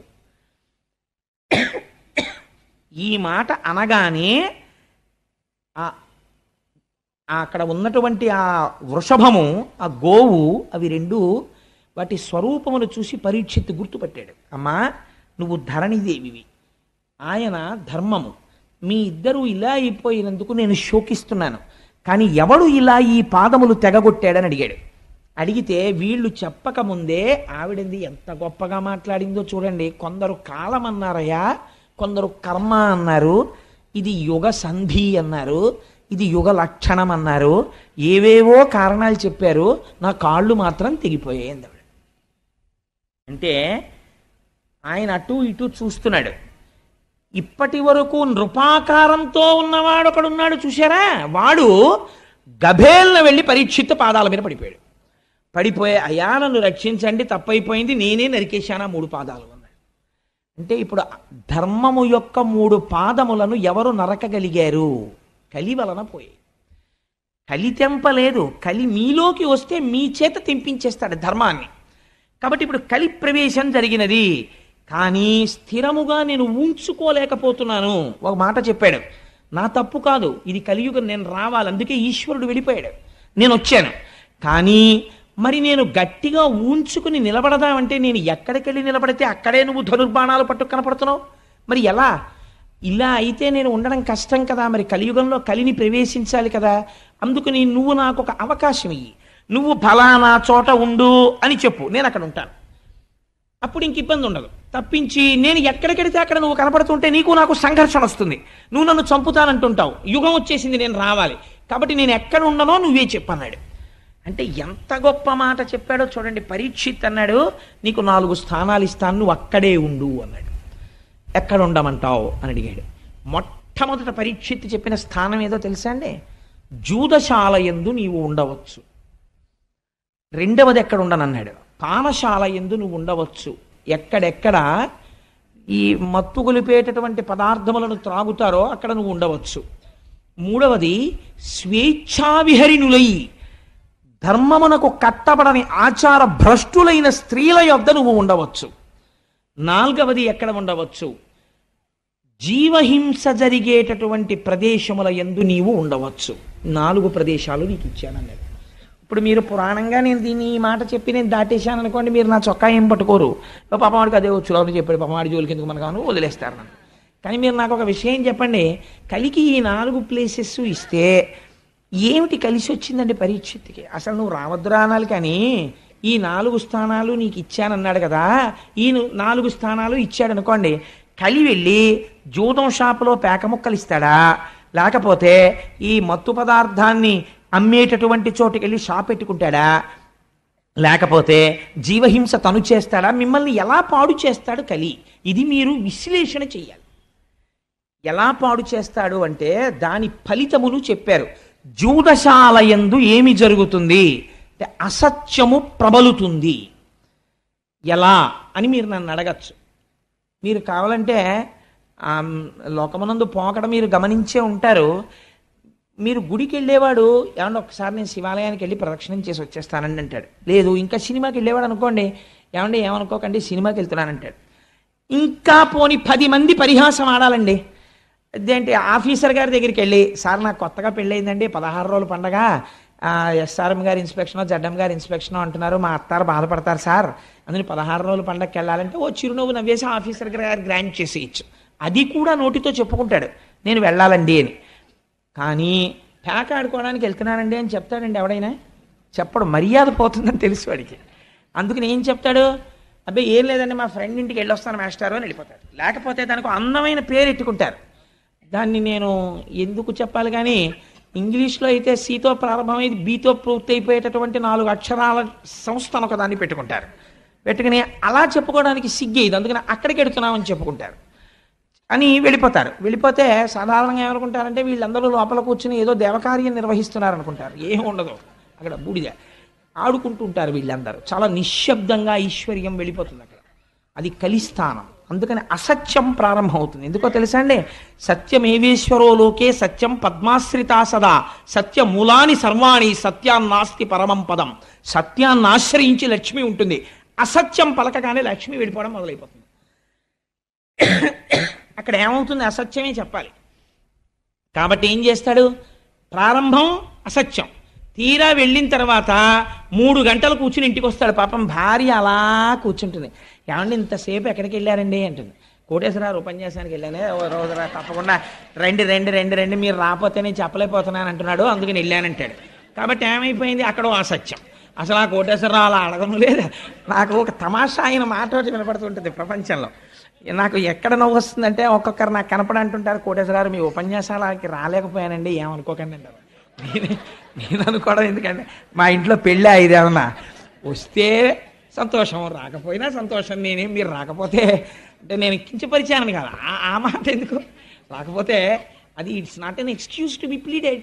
దానికి ఏ పెద్ద ఇదే ఉందండి. ఈశ్వరానుగ్రహం ఉంటే వస్తారు, ఈశ్వరానుగ్రహం లేకపోతే రాలేరంతే భగవత్ సంబంధంలో. కాబట్టి అసత్యముతో మొదలవుతుంది. భార్యకి ఏమంటాడు? అబ్బాయి కోటేశ్వరరావు ప్రసంగానికి వెళ్ళాను, ఆయన బాధపడుతున్నాడు, ఒకసారి రమ్మని, అందుకని వెళ్ళానంటాడు. కానీ క్రమంగా తెలుస్తుంది. భార్య ఏడుస్తుంటుంది ఇంట్లో. మీరు ఏం చేస్తున్నారో నాకు తెలుసు, డబ్బులు పోతాయి. ఏమీ కాదు, నీ మోహం మా నాన్నగారికి పంపించానంటాడు. బుకాయిస్తాడు. భార్య కదా డబాయిస్తాడు. పిల్లలకి తెలిసిపోతుంది. పిల్లాడు అంటాడు, నాన్న నువ్వు పేకాట ఆడుతున్నావా అంటాడు. లాగి లెంపకాయ కొడతావు, నోరు మొయ్యి, నీకెవరు చెప్పాడు రా అని క్రౌర్యంతో లెంపకాయ కొడతాడు. మొత్తం అసత్యం. ఎక్కడ జూదశాలలోంచి ఏ రూపంలో కలి ప్రవహిస్తున్నాడు? అసత్య రూపంలో వస్తున్నాడు. కాబట్టి భ్రష్టత్వం వచ్చేసిందంతే. రెండవదేది పానశాల. తాగగానే పోయేదేది? యుక్తాయుక్త విచక్షణ పోయి మదము ప్రవేశిస్తుంది. ఎంత అతివాగుడు మొదలైపోతుందో. అప్పటి వరకు చాలా సౌమ్యంగా ఉంటాడండి. శుకపిక బకరవములు ప్రారంభమైపోతాయి. ఇంకా ఉచ్చేసుకున్నాడో ఒక వెర్రి ధైర్యం వస్తుందో ఏమో, నాకు స్వానుభవం లేదు. ఇంకా ఒక వెర్రివాగుడు మొదలెట్టేస్తాడంతే. ఎందుకంటే నేను ఒక రోజున రైల్లో చూశాను, నాతో వచ్చిన వాళ్ళు చూశారు. ఆ రోజున హైదరాబాద్ వచ్చిన వాళ్ళు నాతో తుకారాం శర్మ గారు, ఆ తర్వాత కృష్ణప్రసాద్ గారు, వీళ్ళందరూ ఆ రోజున హైదరాబాద్ వెళ్ళాం. మేము వెళ్ళినప్పుడు ఒక ఆయన పీకల మొయ్య తాగేసి పాపం 2 బిడ్డలతో ఎక్కిన ఒక స్త్రీని వేధించాడు. నిజంగా సెల్ ఫోన్ ఎవరికో కొట్టేసి ఆవిడికి ఇచ్చి మాట్లాడమన్నాం, ఆ పిల్లలకి ఇచ్చి మాట్లాడమన్నాం. నాకు టిఫిన్ తీసుకొచ్చిన వాళ్ళు పక్క కంపార్ట్మెంట్లో ఉన్నారు. వాళ్ళు కోటేశ్వరరావు టిఫిన్కి రెండని కబురు చేశారు. నేను లేవబోతుంటే అన్నయ్య అని ఆవిడ గబుక్కుని పట్టుకుంది. నేను తెల్లబోయాను. అదేంటి ఈ సంబంధం ఎక్కడిది, ఈవిడ ఎవరో నాకు తెలియదే అనుకున్నాను. మీరెవరమ్మా అన్నాను. అంటే అన్నయ్య అన్నయ్య మాట్లాడాలన్నయ్య అని. నేను ఇలా రాగానే అన్నయ్య మీరు వెళ్ళిపోతే వీడు ఏం చేస్తాడో నేను దిగిపోదాం అనుకుంటున్నాను రాజమండ్రిలో, భయం వేస్తోంది అన్నయ్య, మీరు కూడా ఎవరు లేరు, నేను ఒక్కడనే ఉన్నాను అక్కడ, అన్నయ్య మీరు వెళ్ళకండి అన్నయ్య అంది. అప్పుడు నేను అమ్మ మీరేం భయపడకండి అని టిఫిన్ కోసం అని మళ్ళీ కబురు వచ్చింది, వీడు ఇంకా రాడేమిటని. అలా కాదు మీరే ఇక్కడికి రండి ఇక్కడ తిందాం అని వీళ్లతో మెల్లిగా మాట్లాడి, అదేంటి చెల్లాయి నువ్వు వెళ్ళి అక్కడ పడుకో అని చెప్పేసి ఈ 3 బెర్తుల్లో ఉన్న వాళ్ళల్లో ఒకళ్ళ దగ్గరికి ఈవిడిని పంపించి వాడిని ఇక్కడ ఇది ఇచ్చి పడుకోవాల్సి వచ్చింది. ఎంత దారుణం అండి. తెల్లవారి లేచేటప్పటికీ మీరు నమ్ముతారా?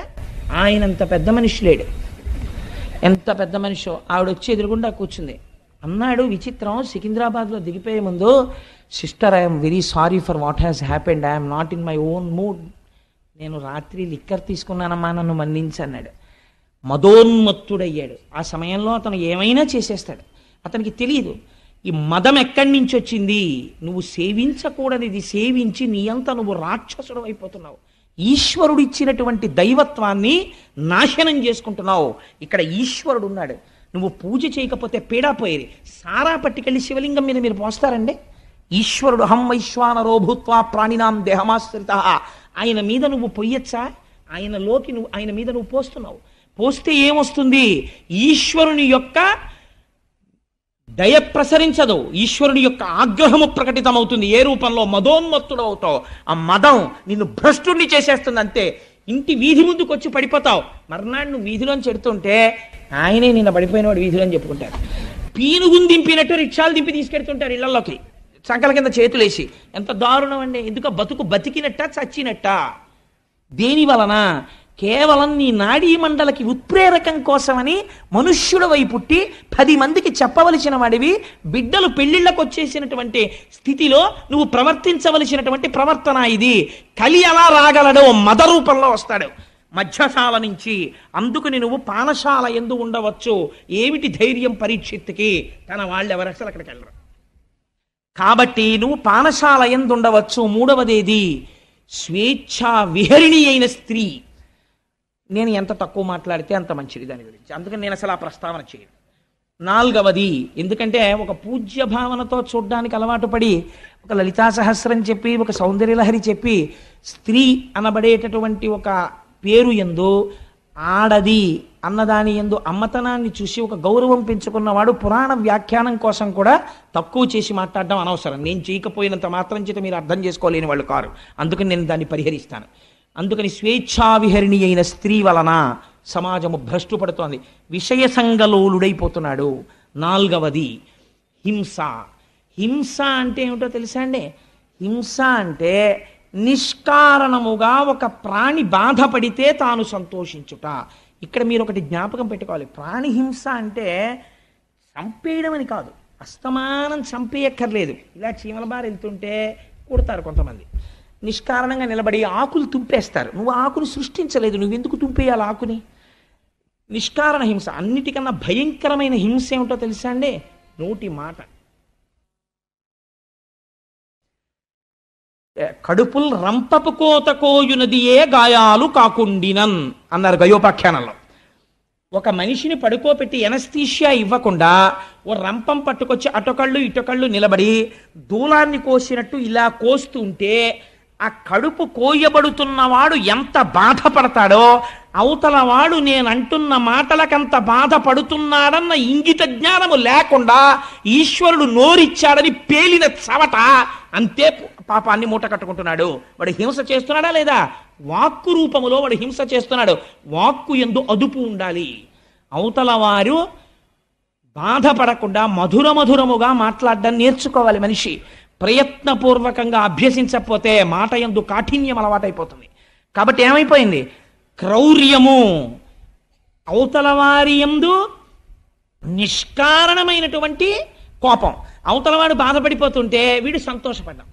అవతలవాడి బాధ వీడి సంతోషమునకు హేతువైన నాడు కలిపురుషుడు ప్రవేశించినాడు.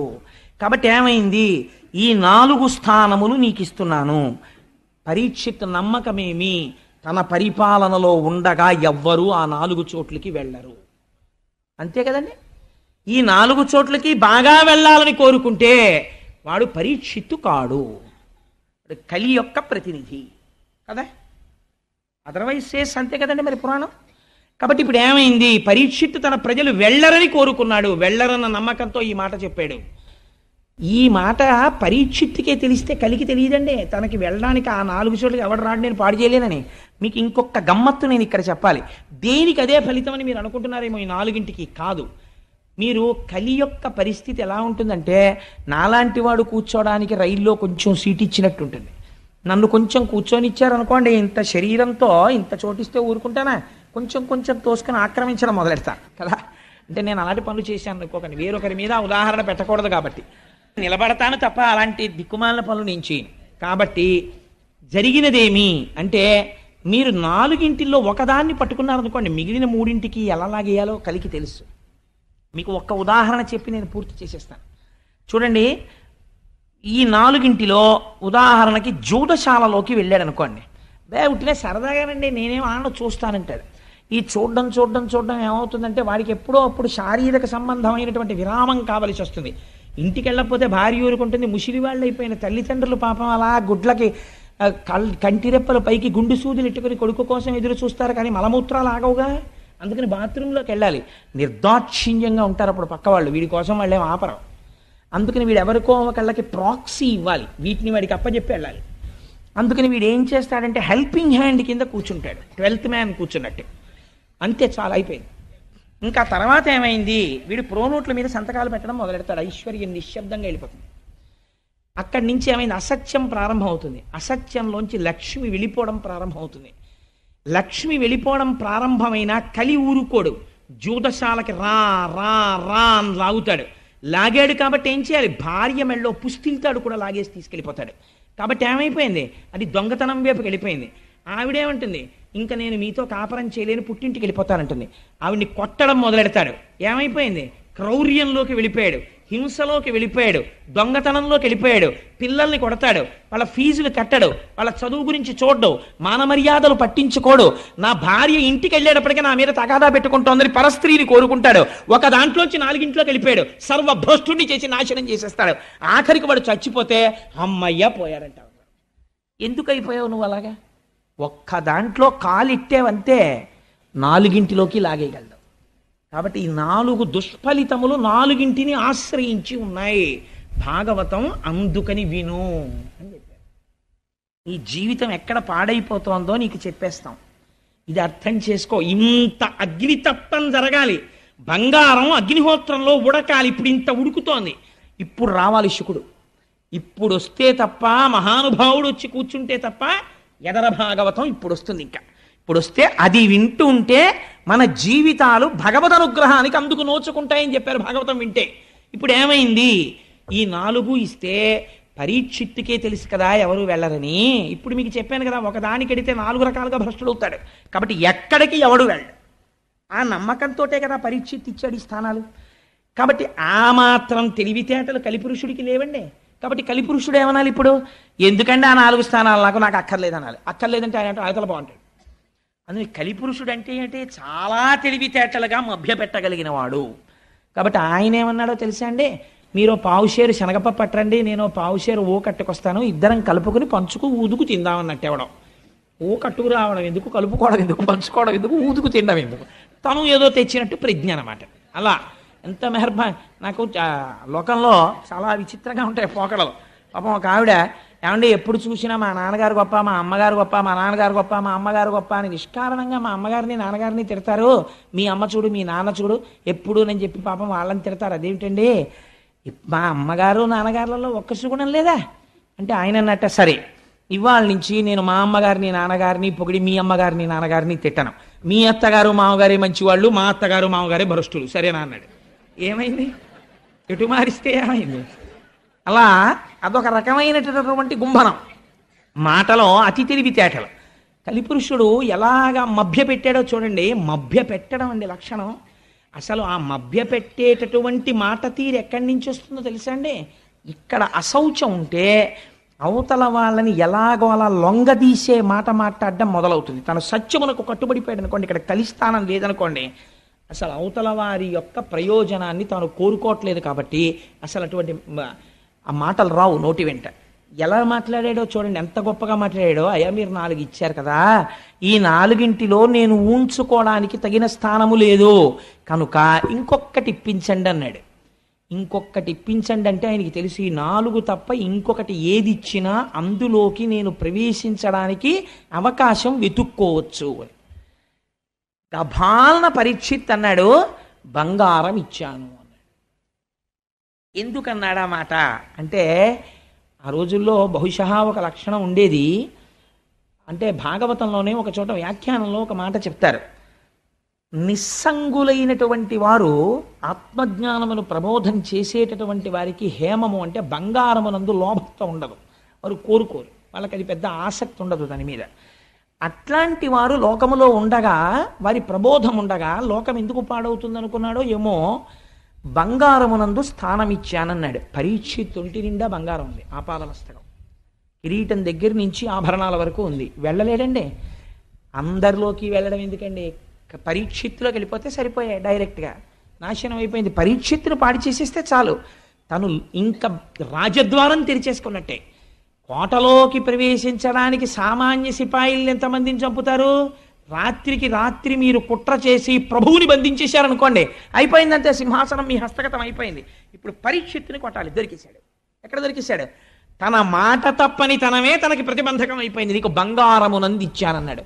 చాలు మహాప్రభో, చాలా సంతోషం అన్నాడు. వెళ్ళిపోయాడు పరీక్షిత్. ఇంటికి వెళ్ళాడు. కోరిక పుట్టింది, వేటకెడితే బాగుండనిపించింది. ఎందుకని? ఒంటి మీద బంగారం ఉంది కాబట్టి పుట్టేసింది, అంతే. కలి ప్రవేశం జరిగిపోయింది. వేటకెడదామనిపించింది. అనిపించి ఆ వేట కోసమని బయలుదేరాడు. బయలుదేరితే అనేక మృగములను వేటాడాడు. ఎందుకు వేటాడడం అంటే, కలి యొక్క అంశాలలో తానిచ్చిన వేరొక స్థానములోకి వచ్చేసాడు బంగారంలోంచి. ఇప్పుడు పరీక్షిత్ ఎలా? మీకు చెప్పాను కదా, ఒక దాంట్లోకి వస్తే చాలు, మిగిలినవన్నీ వచ్చేసి నాశనం అయిపోతాడు.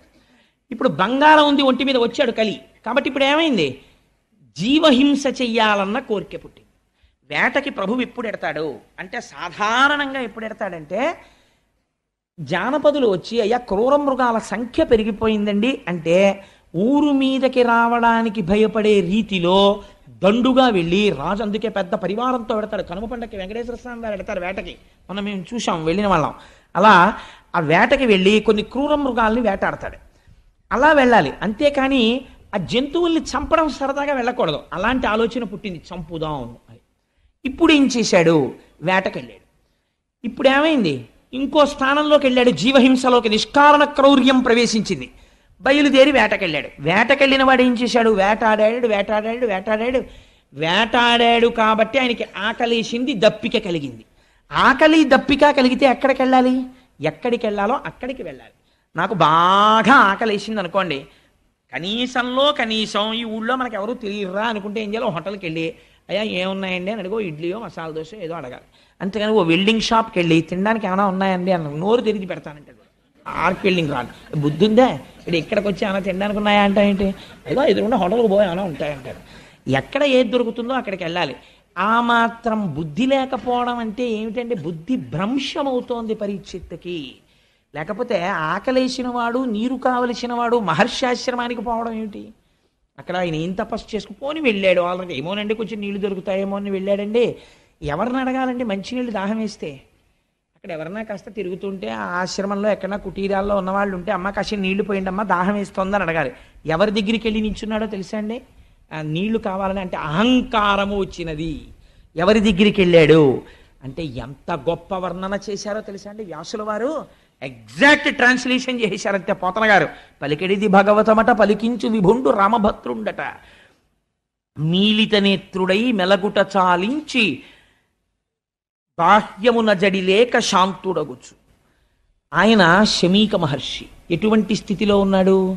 మెలగుట చాలించి, కదలిక లేదు, మెదలిక లేదు, స్థాణు అయిపోయి ఉన్నాడు. స్థాణు అయిపోయి ఉండడం అంటే ఏమిటి? మీరు ఇప్పుడు ఒక్క విషయం, ఇప్పుడు ఈ మాటల్ని చాలా క్లీశంతో, చాలా గహనమైనటువంటి వర్ణన చేస్తారు. నేను తరచూ ఒక మాట చెప్తుంటాను. ఇప్పుడు ఇలా ఒక చిక్కుడు పాదు పెట్టి, నేను 4 రోజులు చిక్కుడు పాదు పక్కనే కూర్చుని ఇక్కడ ఒక కర్ర పాతాను అనుకోండి, చిక్కుడు పాదు నన్ను ఒక్కనాటికి నమ్మదు, వచ్చి నన్ను అల్లుకోదు, వీడు లేచి వెళ్ళిపోతాడని దానికి తెలుసు.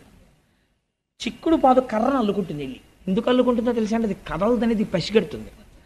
శంకరాచార్యులు వారు చోట చెప్తారు, కర్ణే యదాహ విరచయంతి ఖగాశ్చ నీడాస్ శ్రీశైలస శృంగ కుహరేషు కదోపలప్స్యే గాత్రం యదామలతాహ పరివేషయంతి అంటారు. ధ్యానమునందు తపస్సునందు చాలా మగ్నుడైపోయి బ్రహ్మమునందు రమిస్తున్నాడని గుర్తేమిటంటే, కదలిక లేక కర్ర నిలబడిపోయినట్టు స్థాణువై ఉండిపోతాడు. అలా ఉండిపోతే ముందు తీగలు నమ్ముతాయి, నమ్మి అల్లుకుంటాయి. ఆ తర్వాత ఏమవుతుందంటే మొక్కలు మొలుస్తాయి. ఆ తర్వాత ఏవి నమ్ముతాయంటే, ఇది కదలదని పక్షులు నమ్ముతాయి, వచ్చి చెవుల్లో పుల్లలు ఎడతాయి, పుల్లలు పెట్టి గూళ్ళు కడతాయి. కర్ణే యదాహ విరచయంతి ఖగాశ్చ నీడాస్. అందుకే మన వాళ్ళు, ఆయన తపస్సు చేశాడు, ఒంటి మీద పుట్టలు పెట్టేశాయి, పుట్టల్లో పాములు చేరిపోయాయి, మొక్కలు మొలిచిపోయాయి, అప్పుడు ఈశ్వరుడు ప్రత్యక్షమయ్యాడు. ఇవన్నీ హఠాత్తుగా ఊడిపోతాయండి. అంటే అంతటి ధ్యానమగ్నుడయ్యాడని గుర్తు. మెలగుట చాలించి మీలితనేత్రుడై శాంతుడై కూర్చుండి జడతలేక. అలా కూర్చుని ధ్యానమగ్నుడై ఏమాత్రం కదలిక లేదు. ప్రాణ మనోబుద్ధి పంచేంద్రియంబుల బహిరంగ వీధుల బరగనీక. ఎంత గొప్ప మాటలో చూడండి. ప్రాణము నియంత్రించాడు ప్రాణాయామము చేత. అందుచేత అనడు కుంభకం పూరించి ఆప్ చేసేసాడు వాయువుని, అలా నిలబడిపోయాడు అంతే. కాబట్టి ఇప్పుడు వక్షస్థలం ఇలా ఇలా ఇలా ఇలా కదలదు, అలా ఉండిపోయి ఉన్నాడు. ప్రాణము ఊపిరి మీద ఏది ఆధారపడుతుంది? మనస్సు ఆధారపడుతుంది. అందుకని మనస్సు కదలటం లేదు, అలా ఉండిపోయింది. మనస్సు కదలదు, బుద్ధి కదలటం లేదు. బుద్ధి కదలటం లేదు, ఇంద్రియాలు కదలటం లేదు. బయట విషయాన్ని కన్ను చూడదు, చెవులు వినపడవు, స్పర్శేంద్రియానికి తెలియదు. అందుకని అలా ఉండిపోయాడు. స్థాణువై ఏం చేస్తున్నాడు మరి? ఇవన్నీ ఆగిపోయాయి. మరి ఆయన ఏమి చూస్తున్నట్లు అంటే జాగ్రత్తాది అవస్థాత్రయము దాటి బ్రహ్మమునందు రమించుచుండే, జాగ్రత్త మొదలైనటువంటి 3 అవస్థలని దాటిపోయి ఆయన జాగ్రత్త లేదు, స్వప్నము లేదు, సుషుప్తి లేదు, 4వది తురీయమనేటటువంటి స్థాయికి చేరిపోయి తాను సాక్షాత్తు ఆత్మగా సాక్షీభూతుడై శరీరాన్ని చూస్తూ బ్రహ్మముగా నిలబడిపోయి ఉన్నాడు. ఇప్పుడు అలా ఉన్నవాడు ఎలా ఉన్నాడు అంటే బ్రహ్మభూతత్వ సంప్రాప్య విక్రియుండయి అతి దీర్ఘ జటలు తన్నావరింప. అలా కూర్చుని ఉండిపోతే బ్రహ్మముతో రమించి నిలబడగా వెంట్రుకలు మాత్రం పెరిగిపోతున్నాయి, గోళ్లు పెరిగిపోతున్నాయి. అవి జటలు కట్టేసి కేశ సంస్కారము లేక వ్రేలాడుతున్నాయి. రురు మృగచర్మమును దాల్చి అలరుచున్న తపసి పొడగని తాళిత శోషిత తాళుడగుచు. ఎంత చిత్రం జరిగింది! ఒక కృష్ణ జింక యొక్క మృగాన్ని కట్టుకుని అలా కూర్చుని ఉండిపోయాడు, వస్త్రం కూడా లేదు. అటువంటి శమీక మహర్షి దగ్గరికి వెళ్ళాడు. ఎవరు? ఈ శోషిత తాళుడగుటు, దాహం కోసం ఆర్తి పొందినటువంటి పరీక్షిత్. ఎలా అంటే మౌన భాషల డగ్గరి మనుజ విభుడు. వెళ్ళి ఎలా నిలబడ్డాడు అంటే నీటి కోసం కాదు, మౌన భాషల దగ్గరి మనుజ విభుడు. ఇప్పుడు దేనికోసం వెళ్ళాడు? నీటి కోసం వెళ్ళాడన్నది ప్రధానం. కానీ లోపల ఒక మౌన భాష బయలుదేరింది. ఏమిటది అంటే ఇప్పుడు పరీక్షిత్ తానెవరో మరిచిపోయాడు, బుద్ధి భ్రంశమైపోయింది. ఇట్లాంటి బ్రహ్మమునందు రమిస్తున్నటువంటి తాపసిని చూసి నిశ్శబ్దముగా తాను వెళ్ళిపోవాలా? నేను మహారాజునొస్తే లేచి నిలబడడా, నాకు నమస్కరించడా, నాకు ఆసనం చూపించడా, మహారాజా ఎందుకు వచ్చావని నన్ను అడగడా? ఎంత అహంకారం రా ఈ తపస్వికి అనుకున్నాడు. అంటే ఇప్పుడు ఏమైంది? ఇంత పరీక్షిత్, ఇంత గొప్పవాడు, తెల్లవారి లేస్తే బ్రాహ్మణులకు నమస్కారం చేసేవాడు, అన్నీ తెలుసున్నవాడు, అన్నిటినీ మరిచిపోయాడు. బుద్ధి భ్రంశమైపోయింది కలి యొక్క ప్రవేశము వలన. దీనివల్ల ఏమైపోయింది? ఆగ్రహం పుట్టింది. యుక్తాయుక్త విచక్షణను కోల్పోయాడు. ఇందాక మీకు చెప్పాను కదా, ఒక స్థానంలోంచి ఓ స్థానంలోకి వెళ్ళిపోతున్నాడు. ఎంత వేగంగా జారిపోతున్నాడో చూడండి పరీక్షిత్. ఎలా అవమానించాలి ఇన్ని అనుకున్నాడు. అక్కడ చచ్చిపోయి పడున్న పామున్నది. మీరు ఒకటి గుర్తుపెట్టుకోండి, చచ్చిపోయిన పామైనా బతికున్న పామైనా అక్కడ పాము కనపడింది అనుకోండి ఉలిక్కి పడతాం. శమీక మహర్షికి తెలియదు అక్కడ చచ్చిపోయిన పాము ఉందని. అంటే ఆయన అంతగా బ్రహ్మమునందు రమిస్తున్నాడు. పరీక్షిత్ కనపడుతోంది చచ్చిపోయిన పాము.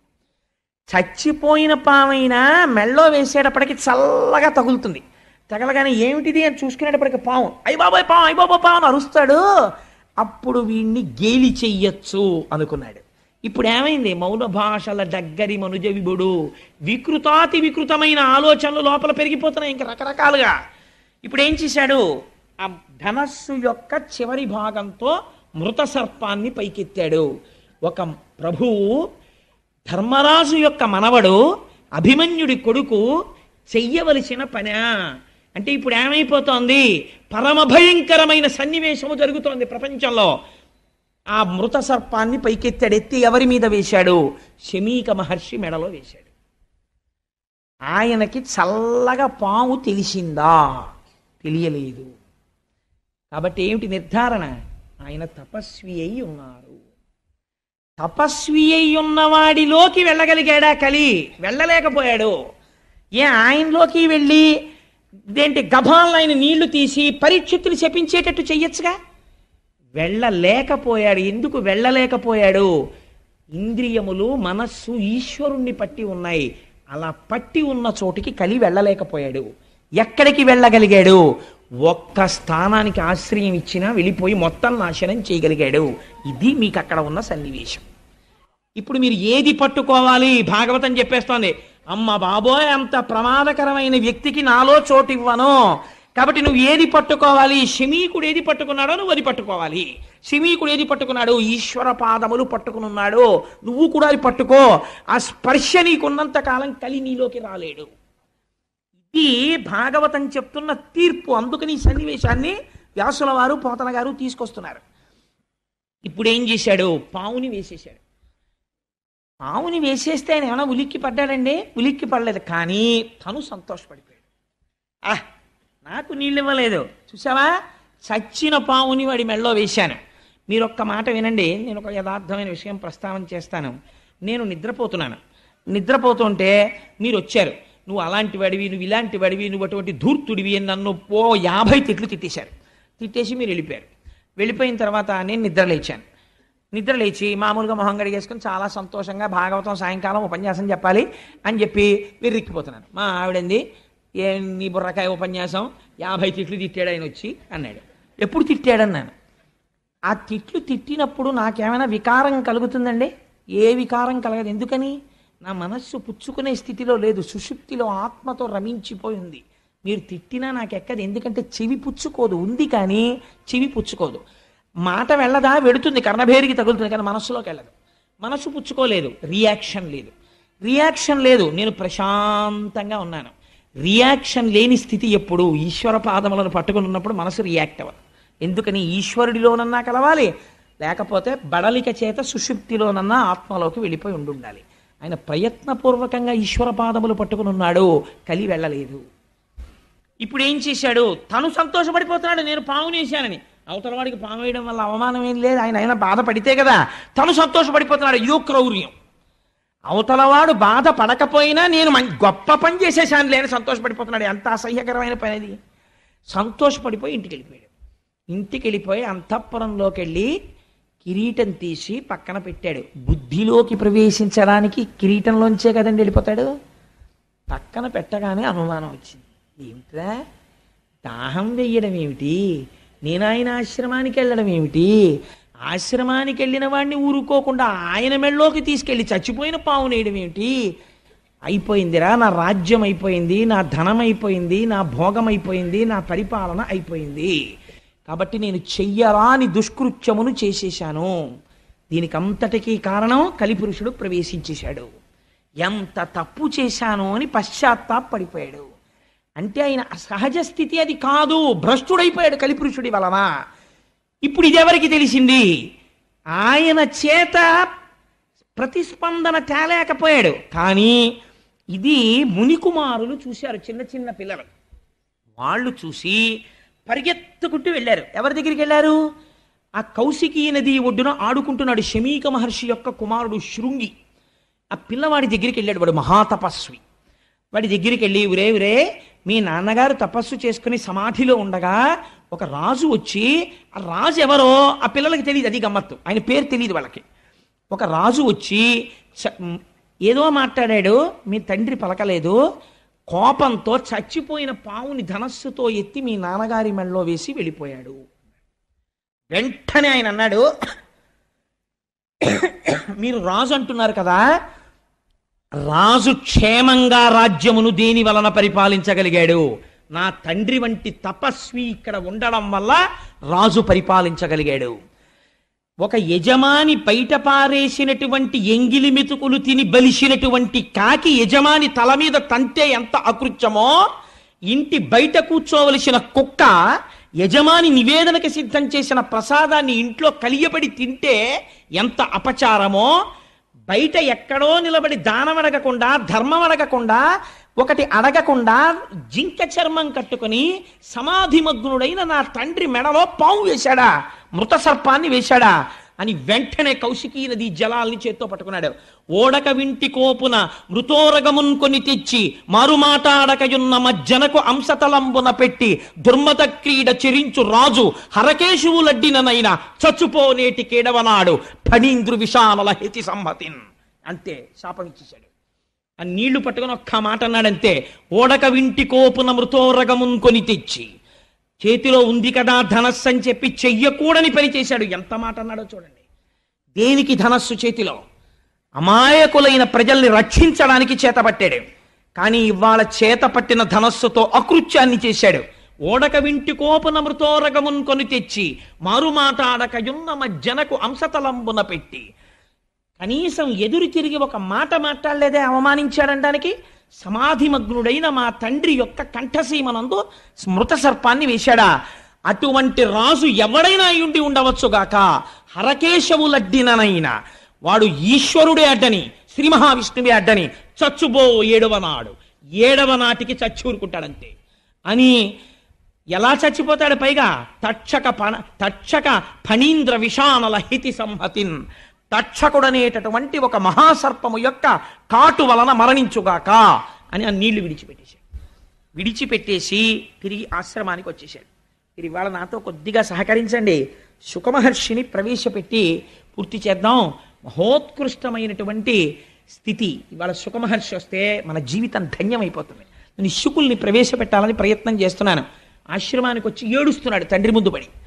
తండ్రికి బాహ్యస్మృతి వచ్చింది. అడిగాడు, ఎక్కువ సమయం తీసుకోనమ్మా, ఒక్క 10 నిమిషాలు, సాధ్యమైనంత సంక్షిప్తంగా చెప్పే ప్రయత్నం చేస్తాను. ఆయన అన్నాడు, ఎందుకు ఏడుస్తున్నావు అన్నాడు. అంటే తండ్రి మీ కంఠమునందు మృత సర్పం ఉన్నది అన్నాడు. తీసి కింద పరేశాడు శమీకుడు. ఎవరు వేశారన్నాడు. నాకు తెలియదు, ఎవరో రాజు వేశాడు. ఆ రాజుని శపించాను నాన్నగారు, నేటికి 7వ రాజు చచ్చిపోవాలని అన్నాడు. వెంటనే మహర్షి అన్నారు, పాపంబు మనకింక ప్రాపించ మనకింక. ఎంత పని చేశావురా నువ్వు. చేసినటువంటి దుష్కర్మ వలన మనకి పాపము సంప్రాప్తించింది. ఎందుకో తెలుసా? రాజు నశించిన రాజ్యమందు నువ్వు రాజు మరణించాలని కోరుకున్నావు. రాజు చచ్చిపోతే కలిపురుషుడు ప్రవేశించని మనస్సులు అలా ఉంటాయి. అపకారి యందు కూడా ఔదార్యంతో ధర్మం మాట్లాడతాడు. మనకింక రాజు నశించిన రాజ్యమందు బలవంతుడగువాడు బలహీనుడగువాని పశు దార హయ సువర్ణాదులను అపహరించు. రాజు అంటే విష్ణు అంశ. విష్ణువు యొక్క అంశతో రాజు పరిపాలిస్తూ ఉంటాడు. నువ్వు రాజుని తొందరగా శపించేశావు. పరీక్షిత్తు వెళ్ళిపోతే ఇంకా మళ్ళీ మనకు అటువంటి పరిపాలకుడు ఎక్కడొస్తాడు? రాజు నశించిపోతే ఏమవుతుందో తెలుసా? బలహీనుడైనటువంటి వాణ్ణి బలవంతుడైనటువంటి వాడు వచ్చి మొత్తి ఏమెత్తుకుపోతాడో తెలుసా? వాడి పశువుల్ని ఎత్తుకుపోతాడు. దారా, ఆఖరికి ఇది యుక్తాయుక్తమా అని చూడకుండా వాడి భార్యని కూడా ఎత్తుకుపోతాడు. హయా, గుర్రాలను ఎత్తుకుపోతాడు. సువర్ణ, ఎత్తుకుపోవట్లేదండి. కారు పార్క్ చేస్తే ఎత్తుకుపోతారు, స్కూటర్ పార్క్ చేస్తే ఎత్తుకుపోతారు. కారు పార్కింగ్ ప్లేస్లో మీరు కారు పెట్టి అపార్ట్మెంట్లో పడుకుంటే టేప్ రికార్డర్ ఎత్తుకుపోతారు. హయం అంటే నాకు గుర్రాలు లేవు కదండి, కలిపురుషుడు రావనక్కర్లేదు. గుర్రాలంటే కారులే, వాహనం కదా. అందుకని హయ సువర్ణాదులను అపహరించు. బంగారం అనేటటువంటిది ప్రాణం మీదకి తెచ్చేస్తుంది. ఎక్కడ వరకు ఎందుకండి? ఒక పిచ్చి తల్లి బ్యాంక్ ఎంప్లాయీ ఒంటి మీద బంగారు నగలు వేసుకుని వెళ్ళడం ఆవిడ సంతోషం అంతే. ధర్మబద్ధంగా ఆర్జించుకున్నటువంటి 4 నగలు వేసుకుని బ్యాంకుకి వెళ్ళేది ఆవిడ. నేను ఆ మధ్య చదివాను ఇక్కడ రాజమండ్రి దగ్గరలో, ఒంటి మీద బంగారు నగల కోసమని ఒక పండగ నాడు ఆవిడ తల పట్టుకుని ఆటో రాడ్లకేసి కొట్టి చంపేసి నగలెత్తుకుపోయి శవాన్ని తీసుకెళ్లి కాలవలో పారేశారు. కలిపురుషుడు ఉన్నాడు బంగారమునందు. చంపేలా మూలఘాతి, నాశనం. వ్యాసుడు అబద్ధాలు చెప్పవలసిన అవసరం వ్యాసుడికి ఏముందండి? దాన్ని ఆంధ్రీకరించవలసిన అవసరం పోతన గారికి ఎక్కడుంది? మీకు అధర్మం, కలిపురుష లక్షణం స్పష్టంగా కనపడుతుంటుంది. అందుచేత బలవంతుడగువాడు బలహీనుడగువాని పశు దార హయ సువర్ణాదులను అపహరించు. అక్కడతో అయిపోదు. జారాదులు సంచరింతురు. జారత్వం చేసేవాడు సిగ్గు లేకుండా చెప్పుకుంటాడు. అందరూ ఉంటూ ఉండగా 2వ భార్య దగ్గరికి ఎడతాడు, 3వ భార్య దగ్గరికి ఎడతాడు. నాకు 2 భార్యలని చెప్పుకుని దుష్ట సంగము వలన మంచివాడిని పాడు చేసేస్తాడు. కాబట్టి ఏమైపోతుంది? అదొక స్టేటస్ సింబల్ అయిపోయినా ఆశ్చర్యం లేని రోజు వచ్చేస్తుంది. కాబట్టి ఎటువంటి స్థితికి వెళ్ళిపోతారు అంటే, చోరాదులు సంచరింతురు, ప్రజలకు అన్యోన్య కలహంబుల ఇల్లు. నిష్కారణంగా ప్రజలు దెబ్బలాడుకోవడం మొదలెడతారు, పైన అదుపు చేసేవాళ్ళు లేడు అన్న ధైర్యంతో. కాబట్టి ప్రజలకు అన్యోన్య కలహంబులని ఇల్లు. వైదికంబయ్యున్న వర్ణాశ్రమాచార ధర్మమెల్లయు కూడా తప్పిపోవు. వేదము చెప్పినట్టుగా ఇంతకాలం ఉన్నటువంటి ధర్మం అంతా తప్పిపోతుంది. తప్పిపోగానే ప్రజలు పురుషార్థములలో మొదటి దాన్ని వదిలేస్తారు. ధర్మాన్ని వదిలేసి లోకులిక మీద అర్ధ కామంబులందు సంచరింప, ప్రతి వాడికి డబ్బు కామం, డబ్బు కామం, డబ్బు కామం, ఈ రెండింటిలో తిరగడం మొదలు పెడతాడు. మొదలు పెడితే ధరణి నెల్ల వర్ణాశ్రమాచార ధర్మంబులెల్ల లుప్తమైపో.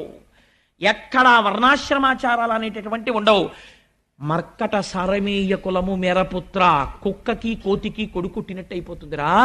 సమాజం అలా అయిపోతుంది, భ్రష్టం అయిపోతుంది.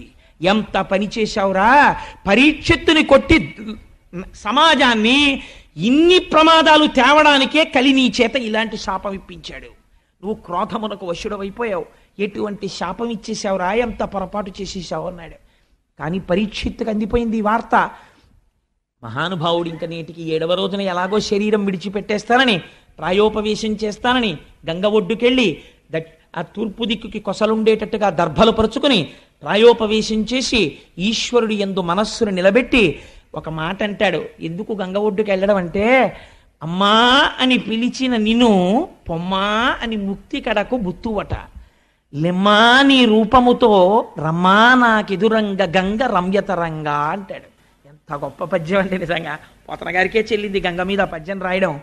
అమ్మా అని పిలిచిన నిన్ను ఎవరైనా నీ దగ్గరికి వచ్చి అమ్మా గంగమ్మ అంటేట ఎంత అనుగ్రహిస్తావో తెలుసా, పొమ్మా అని ముక్తి కడకు బుత్తువట. ఇది గంగా స్నానానికి గొప్పతనం. పోరా, ఇది తప్పులు చేస్తే తీసేసాను నీ పాపాలు, పో మోక్షానికి అని పంపించేస్తావుట. అమ్మా నాకు టైం అయిపోయిందమ్మా, శాపం పొందేశాను, లెమ్మా నీ రూపముతో, అమ్మా ఒక్కసారి నాకు దర్శనం ఇవ్వా, లెమ్మా నీ రూపముతో, రమ్మా నాకెదురంగ గంగ రమ్యతరంగా, ఈ తరంగములతో వచ్చి నీలో నన్ను కలిపేసుకోమ్మా అని గంగ ఒడ్డున ప్రాయోపవేశం చేశాడు. ప్రాయోపవేశం చేస్తే పరీక్షిత్, ఎవరు యాగం చేస్తే దేవతలు వచ్చి కూర్చున్నారో అటువంటి మహాపురుషుడు శాపగ్రస్తుడై ప్రయోపవేశం చేశాడు. ఇప్పుడు ఈ సన్నివేశం చూడడానికి ఎవరు వచ్చారో తెలుసా అండి? గౌతముడు, అగస్త్యుడు, విశ్వామిత్రుడు, వశిష్ఠుడు మొదలైనటువంటి ఋషులందరూ వచ్చేశారు. ఎందుకు ఇది చూడడం? వాళ్ళకైనా సరదాయా ప్రాయోపవేశం చేసి చచ్చిపోతుంటే చూడడం కాదు. పరీక్షిత్ నిర్గమించగానే కలి విజృంభణం ఎలా ప్రారంభమవుతుందో చూస్తున్నారు. ఇంకా ఎంత ఆశ్చర్యం రా! నిన్నటి దాకా స్థానం లేని కలి బంగారం ఇవ్వగానే కొట్టేశాడు, అంతే మొత్తం ఆక్రమించేస్తున్నాడు. ప్రారంభమైపోయింది రాజ్యంలో ఎక్కడ చూసినా. ఈ ఆశ్చర్యాన్ని చూడడానికి ఈశ్వర శాసనం ఎలా ఉంటుందో, ఉత్తర క్షణంలో ఎలా మారిపోతోందో లోకం, పరీక్షిత్ వెళ్ళిపోతున్నాడని, ఇంతటి ధర్మమూర్తి నిర్గమించేస్తున్నాడు అని చూడడానికి అందరూ వచ్చి కూర్చున్నారు. అందరినీ అడుగుతున్నాడు, ఏం చెయ్యని ఇంకా ఈ 7 రోజులు నేను ఏం చేస్తే మోక్షం పొందుతానని. ఆ ఆర్తి ఉన్నవాడు ఇంతటి పని చేసేసాడు. ఎంత చిత్రం చూడండి! ఇంత ధర్మం ఉన్నవాడు ఇంత అధర్మమైన పని చేసేయడమా? కలికి ఇంత అవకాశం ఇస్తే అంత ప్రమాదాన్ని తెచ్చేశాడు. ఇది వాళ్ళందరూ చూడ్డానికి వచ్చిన ఆశ్చర్యం. కాలోహి దురతిక్రమ, అతిక్రమించలేకపోతున్నారు. ఏమీ ఈ చిత్రం! ఇంతటి స్థితిలో కూడా ఈశ్వర పాదములు పట్టుకున్నవాడు మాత్రం చెక్కు చెదరట్లేదు. ఇది చూడ్డానికి వచ్చి వాళ్ళందరూ నిలబడ్డారు. నిలబడితే అక్కడికి ఒక ఆయన వచ్చాడు. 16 సంవత్సరముల వయస్సు, మంచి యవ్వనంలో ఉన్నాడు. నల్లటి జుత్తు, ముఖం మీద చిందరవందరగా పడిపోయింది. ఒక కౌపీనం పెట్టుకుని ఉన్నాడు. చుట్టూ చిన్నపిల్లలందరూ చేరారు. వాళ్లతో హాస్యం ఆడుతున్నాడు. ఏమీ మాట లేదు, మంతి లేదు. నవ్వుతూ సూర్యుడు దిగి భూమండలం మీద నడుస్తున్నాడా అన్నట్టుగా, ఒకరు పిలవకపోయినా ఆవు పాలు పితికిన కన్నా కూడా నిలబడనటువంటి శుకుడు తనంత తాను నడిచి వచ్చి నిలబడితే ఆయన తేజస్సు చూసి పొంగిపోయి, కృష్ణ భగవాను మా వంశమంతా అర్చించినందుకు నేను వెళ్ళిపోతున్న సమయంలో మార్గం చూపించడానికి నాకు గురువుని పంపాడు కృష్ణ పరమాత్మ అని పొంగిపోయి అర్ఘ్యపాద్యాదులనిచ్చి శుకుడి కాళ్ళ మీద పడితే కదిలి వెళ్ళిపోవడం అలవాటున్న శుకుడు కూర్చున్నాడు. 7 రోజులు నీకు చెప్తా, ఏమిటి నీ బాధ చెప్పన్నాడు. శుకబ్రహ్మ వచ్చి కూర్చున్నారు. చాలు, ఇక్కడ వరకు విన్నా. ఇవాళ ఈ శుకబ్రహ్మ ప్రవేశం వింటే భానువారం, విశేషించి మాఘమాసం. మాఘమాసంలో భానువారానికి ఒక విశిష్టత ఉన్నది.